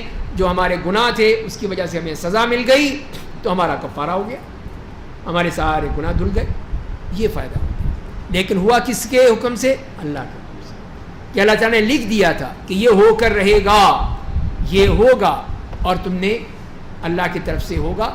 لیکن اسباب اللہ نے بتا دیے، وہ ہمارے سامنے ہیں، ہم دیکھ رہے ہیں اس کو. تو یہ چیز فرمائیں کہ لوگوں تم اللہ کی اطاعت کرو، رسول کی اطاعت کرو. اگر تم منہ پھیر لو گے تو ہمارے رسول کی ذمہ داری صرف یہ ہے کہ وہ دین اسلام کو پوری صراحت کے ساتھ پہنچا دیں. اللہ کے سوا کوئی معبود نہیں، مومنوں کو اللہ پر بھروسہ کرنا چاہیے. تو اے ایمان والو، بے شک تمہاری بیویوں اور تمہاری اولاد میں بعض تمہارے دشمن ہیں. جان لو، دیکھ لو کہ تمہاری اولاد، تمہاری بیویاں، یہ سب سے پہلے تمہارے دشمن ہیں. کیوں؟ پس تم ان سے بچ کر رہو. تم معاف کر دو گے، درگزر کر دو گے، بخش دو گے تو بے شک اللہ بخشنے والا اور رحم کرنے والا ہے. تو مراد یہی ہے کہ کہیں وہ تمہیں تمہارے دین سے برگشتہ نہ کر دیں، دین سے نہ چھوڑ دیں. اور اسی لیے جتنے وہ لوگ جو وہاں پر تھے مکے میں مسلمان، ان کو کہا گیا ہجرت کر کے آ جاؤ مدینے. نہیں جی، ہمارے بچے ہیں، ہماری زمینیں ہیں، ہماری جائیدادیں ہیں، ہماری اولادیں ہیں، یہ ہیں وہ ہم ہیں. تو اللہ تعالیٰ نے کہا کہ دیکھو یہ تو دشمن ہے تمہارے، کہ تم نے صرف اللہ کے حکم کی بات نہیں مان رہے، اللہ کے رسول کی بات نہیں مان رہے، کہ تمہاری اولاد ہے، تمہارا مال ہے، جائیداد ہے، زمینیں ہیں، اس کی وجہ سے نہیں آ رہے. یہ تو تمہارے دشمن ہیں. پھر سب سے بڑے دشمن تو یہ ہوئے جو تمہیں اللہ کے حکم کے اوپر عمل نہیں کرنے دے رہے. تو لہذا بچو ان سے، لیکن باہر درگزر کرو، معاف کر دو اور اللہ کا حکم پہ عمل کرو. اور اگلی آیت میں یہی فرمائے کہ انما اموالکم واولادکم فتنہ، اور جان لو تمہاری دولت، تمہاری اولاد ایک آزمائش ہے تمہیں. اللہ تمہیں مال بھی دیتا ہے، اولاد بھی دیتا ہے، پھر دیکھتا ہے کہ تم کیا کرتے ہو. اولاد کے پیچھے بھاگتے ہو صرف کہ نہیں اولاد یہ چاہتی ہے، بچے یہ چاہتے ہیں کہ نہیں جی بچے کا امتحان ہو رہا ہے، کیا بات ہے، روزے رکھنے کی کیا ضرورت ہے. بچہ کمزور ہو جائے گا، پھر کمزور ہو جائے گا تو دماغ کمزور ہو جائے گا، پھر دماغ کمزور ہو جائے گا تو پیپر میں کیا لکھے گا، فیل ہو جائے گا، ناکام ہو جائے گا، سال ضائع ہو جائے گا. لہٰذا کوئی ضرورت نہیں، چلو چھوڑو، روزے مت رکھو، اس سال اگلے سال رکھ لینا. یہ ہے فتنہ، یہ ہے فتنہ، آزمائش کہ دین پہ عمل نہیں کرنا. صحابہ کرام تو جہاد کرتے تھے، اور یہ صرف امتحان دینے کی وجہ سے کہہ رہے ہیں کہ جی چھٹی دے دیں اسے روزے رکھنے سے. تو یہی بات ہے کہ اولاد کا فتنہ یہ انسان کو کہیں کا نہیں چھوڑتا. پھر آدمی یہی سوچتا ہے کہ نہیں یہ بھی کر لو، وہ بھی کر لو، بچے خوش ہو جائیں گے. واللہ عندہ اجر عظیم، اس کو بھول جاتے ہیں کہ وہ اجر عظیم وہ دے گا. یہ دنیا میں یہ تمہارے بچے تمہیں کیا دیں گے، تمہاری یہ مال تمہیں کیا دے گا جو تم جس کی فکر کرتے ہو. فاتقوا اللہ ما استطعتم، تم سے جہاں تک ہو سکے اللہ سے ڈرتے رہو، اللہ کا خوف کرو، مان لو اس بات کو، اور سنو اور اطاعت کرو، اپنے بھلائی کے لیے اللہ کی راہ میں خرچ کرتے رہو. جو شخص اپنے نفس کے بخل سے بچا لیا جائے گا وہی لوگ فلاح پانے والے ہیں. تو یہ فلاح چاہتے ہو تو اس طرح مت کرو، یہ تمہارے لیے کوئی فائدے کی بات نہیں ہے، بہت بڑی آزمائش ہے. ان تقرضوا اللہ قرضا حسنا، اگر تم اللہ کو اچھا قرض دو گے تو اسے تمہارے لیے کئی گنا بڑھا دے گا، تمہیں بخش دے گا اور دے گا، تمہیں بما سود دے گا. یہ اللہ کا سود جائز ہے، یہ یاد رکھیے، وہ اس میں حرام نہیں ہے. کہ وہ تم سے اگر 100 ہے تو اس کے 700 7,000 7 لاکھ 7 کروڑ تک تمہیں دے سکتا ہے، اس لیے کہ اس کے یہاں کوئی کمی نہیں ہے خزانے میں. تو اس کے بما سود دے گا. وَيَغْفِرْ لَكُمْ، اور تمہیں بخش دے گا. اللہ بڑا قدردان، بڑا بردبار ہے، غائب و حاضر کا علم رکھنے والا ہے، زبردست ہے، بڑی حکمت والا ہے. اس کے بعد سورۃ طلاق ہے، مدنی سورت ہے، اس میں 12 آیات بیان کی گئی ہیں. فرمایا کہ بسم اللہ الرحمن الرحیم، یا ایہا النبی اذا طلقتم النساء فطلقوهن لعدتهن واحصوا العدة واتقوا الله ربكم لا تخرجوهن من بيوتهن ولا يخرجن إلا أن يأتين بفاحشة مبينة وتلك حدود الله ومن يتعد حدود الله فقد ظلم نفسه لا تدري لعل الله يحدث بعد ذلك أمرا. اے نبی، جب تم لوگ عورتوں کو طلاق دو تو ان کی عدت کی ابتدا میں طلاق دو اور عدت کو گن لیا کرو. اس بارے میں اللہ سے ڈرتے رہو جو تمہارا رب ہے. انہیں ان کے گھروں سے مت نکالو، نہ وہ اپنے گھروں سے خود نکلیں، مگر یہ کہ وہ کسی کھلی برائی کا ارتکاب کر بیٹھے. یہ احکام اللہ کی حدود ہیں، اور جو شخص بھی اللہ کی حدود کو تجاوز کرے گا وہ اپنے آپ پر ظلم کرے گا. اور آپ نہیں جانتے کہ شاید انہیں اس طلاق کے بعد کوئی نئی سبیل پیدا کر دے. تو یہاں پر جو پہلی بات کہی گئی کہ وہ پھر اگر طلاق دینی ہے تو اس کا جو طریقہ ہے اس کے مطابق دو، اس طہر کی حالت میں، اور اس میں جب دو گے تو پھر وہ طلاق باقاعدہ کنسیڈر ہوگی. اور اس کے بعد پھر اس کو گنو، جو 3 مہینے ہیں ان کو بھی دیکھو کہ کون سا پاکیزہ کے ایام ہیں، کون سے ماہواری کے ایام ہیں، ان کو پوری طرح گن لو، دیکھ لو، اس کے مطابق کرو. اور رجعی طلاق ہے تو پھر اس کو اپنے گھر میں اس کو رہنے کا حق ہے کہ وہ رہ سکتی ہے، اس کو نکالو نہیں، نہ وہ جائے خود چلی جائے، نہیں وہ گھر میں رہے، تاکہ رجوع کرنا چاہتے ہے تو رجوع کر لے. اس کی بیوی ہے ابھی تک، جب تک کہ وہ طلاق بائن نہ ہو جائے، ختم نہ ہو جائے تو وہ اپنے شوہر کے پاس ہی رہے، وہیں پر ہو سکتا ہے وہ رجوع کر لے. تو لہذا پھر اس میں کہہ دیا الا یہ کہ بہت ہی کوئی بری حالت ہے، جیسے فرمایا کہ فاحشۃ مبینہ، کوئی بہت بڑی بدکاری کی بات ہے کہ وہ الگ مسئلہ ہے، لیکن ان معاملات میں اس کو وہیں رہنا چاہیے. بس جب وہ متعلقہ عورتیں اپنی عدت کو انتہا کو پہنچنے لگیں تو تم انہیں نیک نیتی کے ساتھ روک لو یا انہیں خوشروبی کے ساتھ جدا کر دو، ٹھیک ہے. 1 دی 2 دی، اب تیسری طلاق کا وقت آ گیا تو چاہتے ہو روکنا تو ٹھیک ہے روک لو، پھر مت دو طلاق، رجوع کر لو. لیکن اگر چاہتے ہو کہ وہ جائے تو ٹھیک ہے، اچھی طرح سے جاؤ، چلے جاؤ. یہ اللہ تعالیٰ نے بتا دیا کہ یہ طریقہ ہونا چاہیے. اور تم اپنے لوگوں میں سے 2 لائق اعتبار لوگوں کو گواہ بنا لو، یہ گواہی ہو اس بات پہ کہ تم نے رجوع کر لیا ہے. تم اللہ کی رضا کے لیے گواہی دو. ان 2 باتوں کی نصیحت اسے کی جاتی ہے جو اللہ اور یوم آخرت پر ایمان رکھتا ہے، اور جو شخص اللہ سے ڈرتا ہے اللہ اس کے لیے راستہ پیدا کر دیتا ہے. اور تو یہاں پہ جو بتایا گیا اس میں ان آیات کی روشنی میں کہ انہوں نے فقہا نے جو لیا ہے اس سے کہ طلاق کی پھر 3 قسمیں بتا دی. ایک ہے طلاق سنی، سنت کے مطابق، یعنی اپنی بیوی کو ایسے طہر میں طلاق دے جس میں اس کے قریب نہ گیا ہو اور وہ حمل بھی نہ ہو، اور پھر وہ طہر کی حالت ہو اس میں دے دے، 1 مہینے میں، پھر دوسرے میں، اور پھر تیسرے میں. یہ ہے سنت کی. دوسری کیا ہے؟ وہ طلاق بدعت ہے جو اس کے خلاف ہوگی، یعنی وہ یا تو وہ اس میں ہو، حالت حیض میں ہو، یا ایسے طہر میں ہو جس میں وہ اس سے تعلق قائم کر چکا ہے، تو یہ بدعی کہلائے گی. اور تیسری وہ ہے نہ طلاق سنت ہے نہ بدعت ہے، یعنی اس حالت میں جب کہ وہ نابالغ ہے، بوڑھی ہے، یا رخصتی نہیں ہوئی ہے، تو وہ ایک الگ مسئلہ ہے. قرآن نے ان کو یہاں پر بیان کر دیا ہے.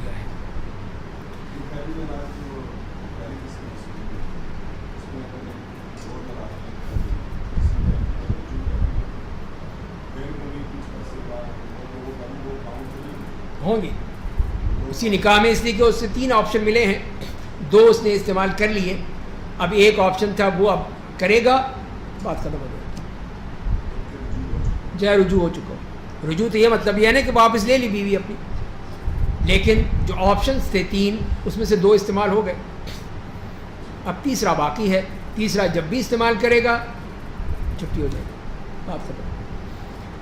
تو یہاں پہ فرمائیں کہ واللہ یئسن من المحیض، اور اس کے بعد جو دوسری خواتین ہیں جن کا بھی ذکر کیا، نہ طلاق سنت ہے نہ بدعت ہے، اس کے بارے میں قرآن نے بتا دیا کہ ان کا معاملہ کیا ہوگا.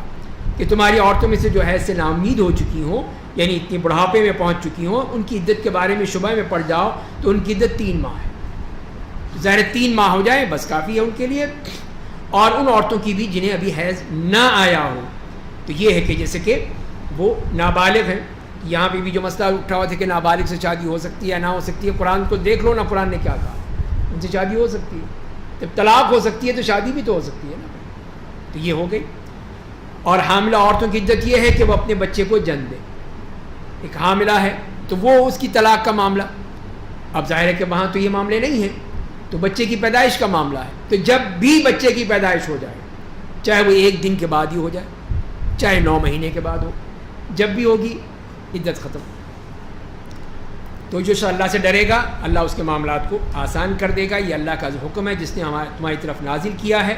اور جو شخص اللہ سے ڈرتا ہے تو اس کے گناہوں کو معاف کر دیتا ہے، اسے بڑا اجر دیتا ہے. اس بات کو بار بار کہا جا رہا ہے، وَمَن يَتَّقِ اللَّهَ، تقوی کی بات بار بار آ رہی ہے، اسی لیے کہ اللہ کا خوف کرو اس میں. یہی جو اللہ کا خوف نہیں کیا جاتا ایسے معاملات میں۔ مسلمانوں، تم مطلقہ عورتوں کو وہیں ٹھہراؤ جہاں تم اپنی مقدور کے مطابق خود ٹھہرتے ہو، اور تم انہیں تکلیف مت دو تاکہ ان کا جینا دوبر کر دو۔ اگر وہ حاملہ ہیں تو ان کا خرچ دو یہاں تک کہ وہ بچے کی پیدائش ہو جائے۔ بس اگر وہ تمہارے بچوں کو دودھ پلائیں تو انہیں ان کی اجرت دو، اجرت دینی ہوگی۔ دودھ پلانے کے بارے میں تم آپس میں نیک نیتی کے ساتھ مشورہ کر لو۔ اگر معاملہ طے کرنے میں تمہارے درمیان مشکل پیش آئے تو پھر ٹھیک ہے، پھر کوئی دوسری عورت بچے کو دودھ پلائے۔ بچے کو مارنا تو نہیں ہے نا، تو کوئی اور خاتون لے لو، وہ اس کو دودھ پلا دے۔ مناسب یہی ہے کہ صاحب مقدور اپنی مقدور کے مطابق خرچ کرے جتنا خرچ کر سکتا ہے۔ جو تنگ دست ہو اسی میں سے خرچ کرے جو اللہ نے اسے دیا ہے۔ اللہ نے کسی کو تکلیف نہیں دیتا مگر اسی کے مطابق جو اس نے اسے دیا ہے۔ ان قریب اللہ تنگی کے بعد آسانی دے گا، اللہ تعالیٰ دے دے گا، تم کسی قسم کی تنگی مت کرو۔ اور بہت سی بستیوں نے والوں نے اپنے رب سے رسولوں کی حکم کی نافرمانی کی تو ہم نے بہت سخت محاسبہ کیا، انہیں بہت برے عذاب میں ڈال دیا۔ انہوں نے اپنے بدعملی کی سزا چکھ لی، ان کی بدعملی کا انجام سراسر خسارہ ہوا۔ اللہ نے ان کے لیے قیامت میں شدید عذاب تیار کر رکھا ہے۔ پس اے عقل والے مومنو، اللہ سے ڈرو۔ اللہ نے تمہارے لیے قرآن نازل کیا ہے، اس قرآن پر عمل کرو۔ رسول یتلو علیہم آیات اللہ، ایک رسول بھیجا ہے جو تمہارے سامنے اللہ کی کھلی آیتوں کی تلاوت کرتا ہے تاکہ ان لوگوں کو جو ایمان لائے اور انہیں عمل صالح کیا ظلمتوں سے نکال کر روشنی تک پہنچا دے، اور جو اللہ پر ایمان لائے گا اور عمل صالح کرے گا اسے ایسی جنتوں میں داخل کرے گا جن کے نیچے نہریں جاری ہوں گی، ان جنتوں میں وہ ہمیشہ رہیں گے۔ اللہ انہیں اچھی روزی دے دی ہے۔ وہ اللہ جس نے 7 آسمان پیدا کیے ہیں انہی کی مانند ہے، ان آسمان اور زمینوں کے درمیان اللہ کا حکم اترتا رہتا ہے تاکہ تم جان لو کہ اللہ ہر چیز پر قادر ہے، اور یہ کہ بے شک اللہ اپنے علم کے ذریعے ہر چیز کو گھیرے میں لیے ہوئے ہے۔ اس کے بعد سورہ تحریم مدنی صورت ہے، 12 آیات ہیں۔ بسم اللہ الرحمن الرحیم۔ یا ایھا النبی لم تحرم ما احل اللہ لک، کہ اے نبی آپ اس چیز کو کیوں حرام بناتے ہیں جسے اللہ نے آپ کے لیے حلال کیا۔ تو یہاں پر جو اس کی شان نزول میں جو احادیث آئی ہیں اس میں شہد پینے کا مسئلہ آتا ہے کہ آپ زینب بنت جحش رضی اللہ تعالیٰ عنہ کے پاس ذرا دیر تک رک گئے اور وہاں آپ نے شہد پی لیا، تو باقی دونوں خواتین حضرت عائشہ اور حفصہ نے طے کیا کہ جب آپ ہمارے پاس آئیں گے تو ہم کہیں گے آپ کے منہ سے تو مغافیر کی بو آ رہی ہے۔ تو مغافیر جو ہے ایک قسم کی ایسی بو ہوتی تھی جو کہ ایک درخت سے گوند سا ٹپکتا ہے، اس کی بو ہوتی ہے، اس کے بارے میں کہا۔ تو انہوں نے یہی کیا، تو آپ نے کہا کہ اچھا اب میں نہیں پیوں گا، آپ نے صاف انکار کر دیا۔ اللہ تعالیٰ نے نوٹس لے لیا کہ یہ کیا کیا آپ نے، حلال چیز ہے آپ نے حرام کیسے کر لی، جسے اللہ نے آپ کے لیے حلال کیا ہے۔ آپ اپنی بیویوں کی خوشی تو چاہتے ہیں کہ بیویوں نے کہا تو آپ نے کہا حرام ہو گئی، نہیں، یہ غلط بات ہے۔ اللہ بڑا معاف کرنے والا نہایت مہربان ہے۔ مومنو، اللہ نے تمہارے لیے تمہاری قسموں کا کفارہ ادا کرنے کی اجازت دے دی ہے۔ اللہ تمہارا آقا اور مالک ہے، سب کچھ جاننے والا ہے، بڑی حکمت والا ہے۔ تو قسم کھائی بھی ہے تو کفارہ دے دو۔ اور پھر اسی واقعے کی طرف اشارہ فرمایا جب نبی نے اپنی بعض بیویوں کو ایک بات خفیہ طور پر بتا دی اور کہا کہ دیکھو بتانا نہیں کسی کو، میں نے اب نہیں پیوں گا لیکن کسی سے کہنا نہیں۔ تو ظاہر ہے ان کی ایک فتح تھی، کامیابی تھی کہ دیکھا ہماری بات کامیاب ہو گئی کہ اب نہیں پئیں گے آپ۔ تو جب اس بیوی نے وہ بات دوسری بیوی کو بتا دی تو ظاہر بات پھیل گئی، آپ کا راز فاش ہو گیا۔ اللہ نے نبی کی اس کو خبر کر دی کہ آپ کی بات جو راز تھا وہ راز نہیں رہا۔ تو انہوں نے اس وحی کا کچھ حصہ اس بیوی کو بتا دیا اور کچھ نہیں بتایا۔ جب انہوں نے اس بیوی کو اس کی اطلاع دی، اس نے کہا آپ کو کس نے بتایا، آپ کو یہ خبر کیسے ہو گئی کہ میں نے بتایا ہے؟ انہوں نے کہا کہ مجھے اس اللہ نے بتایا جو ہر چیز کو جاننے والا ہے، ہر بات کی خبر رکھنے والا ہے۔ اور پھر دونوں کے لیے کہہ دیا اگر تم دونوں اللہ کے سامنے توبہ کر لو گی تو بہتر ہوگا، اس لیے تمہارے دل حق سے مائل ہو گئے تھے، تم نے اپنی باتیں شروع کر دیں، اپنی کہ کسی طرح دوسروں کو نیچا سوکناپا سوکن ہے اس لیے یہ سوچنے لگی تم۔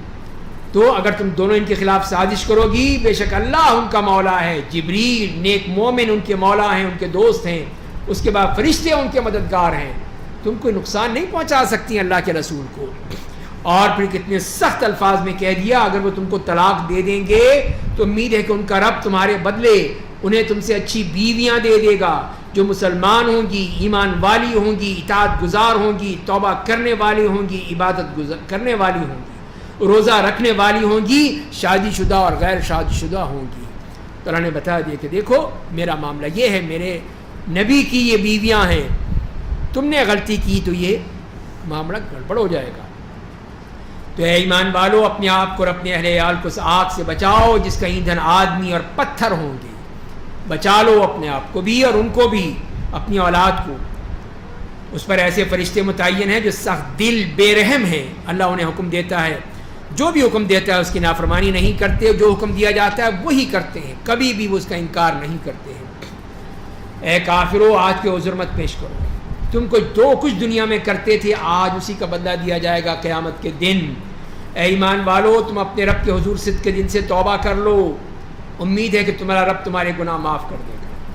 تو توبہ کرو، تم غلطیاں کرتے ہو تو دیکھو توبہ کرو گے تمہارا رب تمہارے گناہوں کو معاف کر دے گا، تمہیں جنتوں میں داخل کر دے گا جن کے نیچے نہریں جاری ہیں۔ اور اس دن جس دن اللہ نبی کو اور ان کے ساتھ ایمان لانے والوں کو رسوا نہیں کرے گا، ان کی عزت ہے، ان کا نور ان کے آگے ان کے دائیں طرف دوڑتا رہے گا، ان کے ساتھ ساتھ جائے گا، پل صراط پر وہ دیکھتے رہیں گے ساتھ ساتھ نور چل رہا ہے۔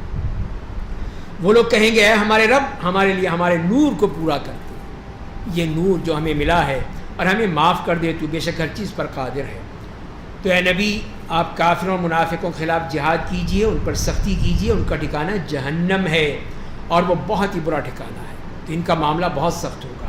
پھر دو مثالیں دے دی اللہ نے، کافروں کے لیے مثال دی ہے نوح کی بیوی کی اور لوط کی بیوی کی۔ دونوں ہمارے بندوں میں سے دو نیک بندوں کے نکاح میں تھیں، ان کی بیویاں تھیں لیکن ان کے مطابق کام نہیں کرتی تھیں۔ ان دونوں عورتوں نے ان دونوں نیک بندوں کے ساتھ خیانت کی، خیانت دعوت کے لحاظ سے، اور کوئی خیانت مراد نہیں ہے کہ ان کی دعوت کے لحاظ سے وہ خائن تھی، ان کا مدد نہیں کرتی تھی۔ تو دونوں اللہ کے مقابلے میں کچھ کام نہ آ سکی، ان کوئی کچھ نہیں کر سکے، نہ نوح نہ لوط اپنی بیویوں کے بارے میں، اس لیے کہ اللہ کا حکم تھا۔ اور ان سے کہا جائے گا کہ تم دونوں آگ میں داخل ہونے والوں کے ساتھ داخل ہو جاؤ۔ اللہ نے مومنوں کے لیے مثال دی ہے کہ فرعون کی بیوی، دیکھیے مقارنہ کیسا ہے کہ نبی کی بیویاں جہنم میں اور فرعون کی بیوی جنت میں، ایک طرف کافر اور اس کی مسلمان بیوی، اور ایک طرف مسلمان ان کی کافر بیویاں۔ دیکھیے اللہ کی کیا مثال دی ہے۔ تو فرعون کی بیوی کی جس نے کہا تھا میرے رب تو میرے لیے اپنے پاس جنت میں ایک گھر بنا، کیا نیک عورت تھی، اللہ سے دعا کر رہی مجھے فرعون اس کی بدعملیوں سے نجات دے دے، مجھے ظالم قوم سے نجات دے دے، کتنی نیک عورت تھی۔ اور مریم بنت عمران کی مثال، جس نے اپنی شرمگاہ کی حفاظت کی تو ہم نے اس میں اپنی روح پھونک دی، اور مریم نے اپنی رب کی شریعت اور اس کی کتابوں کی تصدیق کی اور وہ اطاعت گزار بندوں میں سے تھیں۔ تو یہاں پہ ان دو وہ اور دو یہ چار عورتوں کی مثال دے دی اللہ تعالیٰ نے، اور نبی کی عورتوں کو بتا دیا، بیویوں کو بتا دیا کہ اللہ کے قانون میں کوئی گنجائش نہیں ہے کہ کسی نبی کی بیوی ہو یا کوئی اور ہو، اللہ کا قانون ایک ہے، سب کے لیے برابر ہے۔ دیکھ لو کہ نوح اور لوط کی بیویاں جہنم میں اور فرعون کی بیوی جنت میں، اور مریم اللہ کی بندی کتنی نیک عورت تھی۔ تو یہ نمونے بھی بتا دیے اور یہ بھی بتا دیا کہ اللہ تعالیٰ اپنے قانون کو نافذ کرتا ہے، اپنے قانون میں کسی قسم کی کوئی بھی غروریات نہیں کرتا۔ اللہ ہمیں سمجھنے اور عمل کرنے کی توفیق عطا فرمائے۔ وآخر دعوانا الحمدللہ۔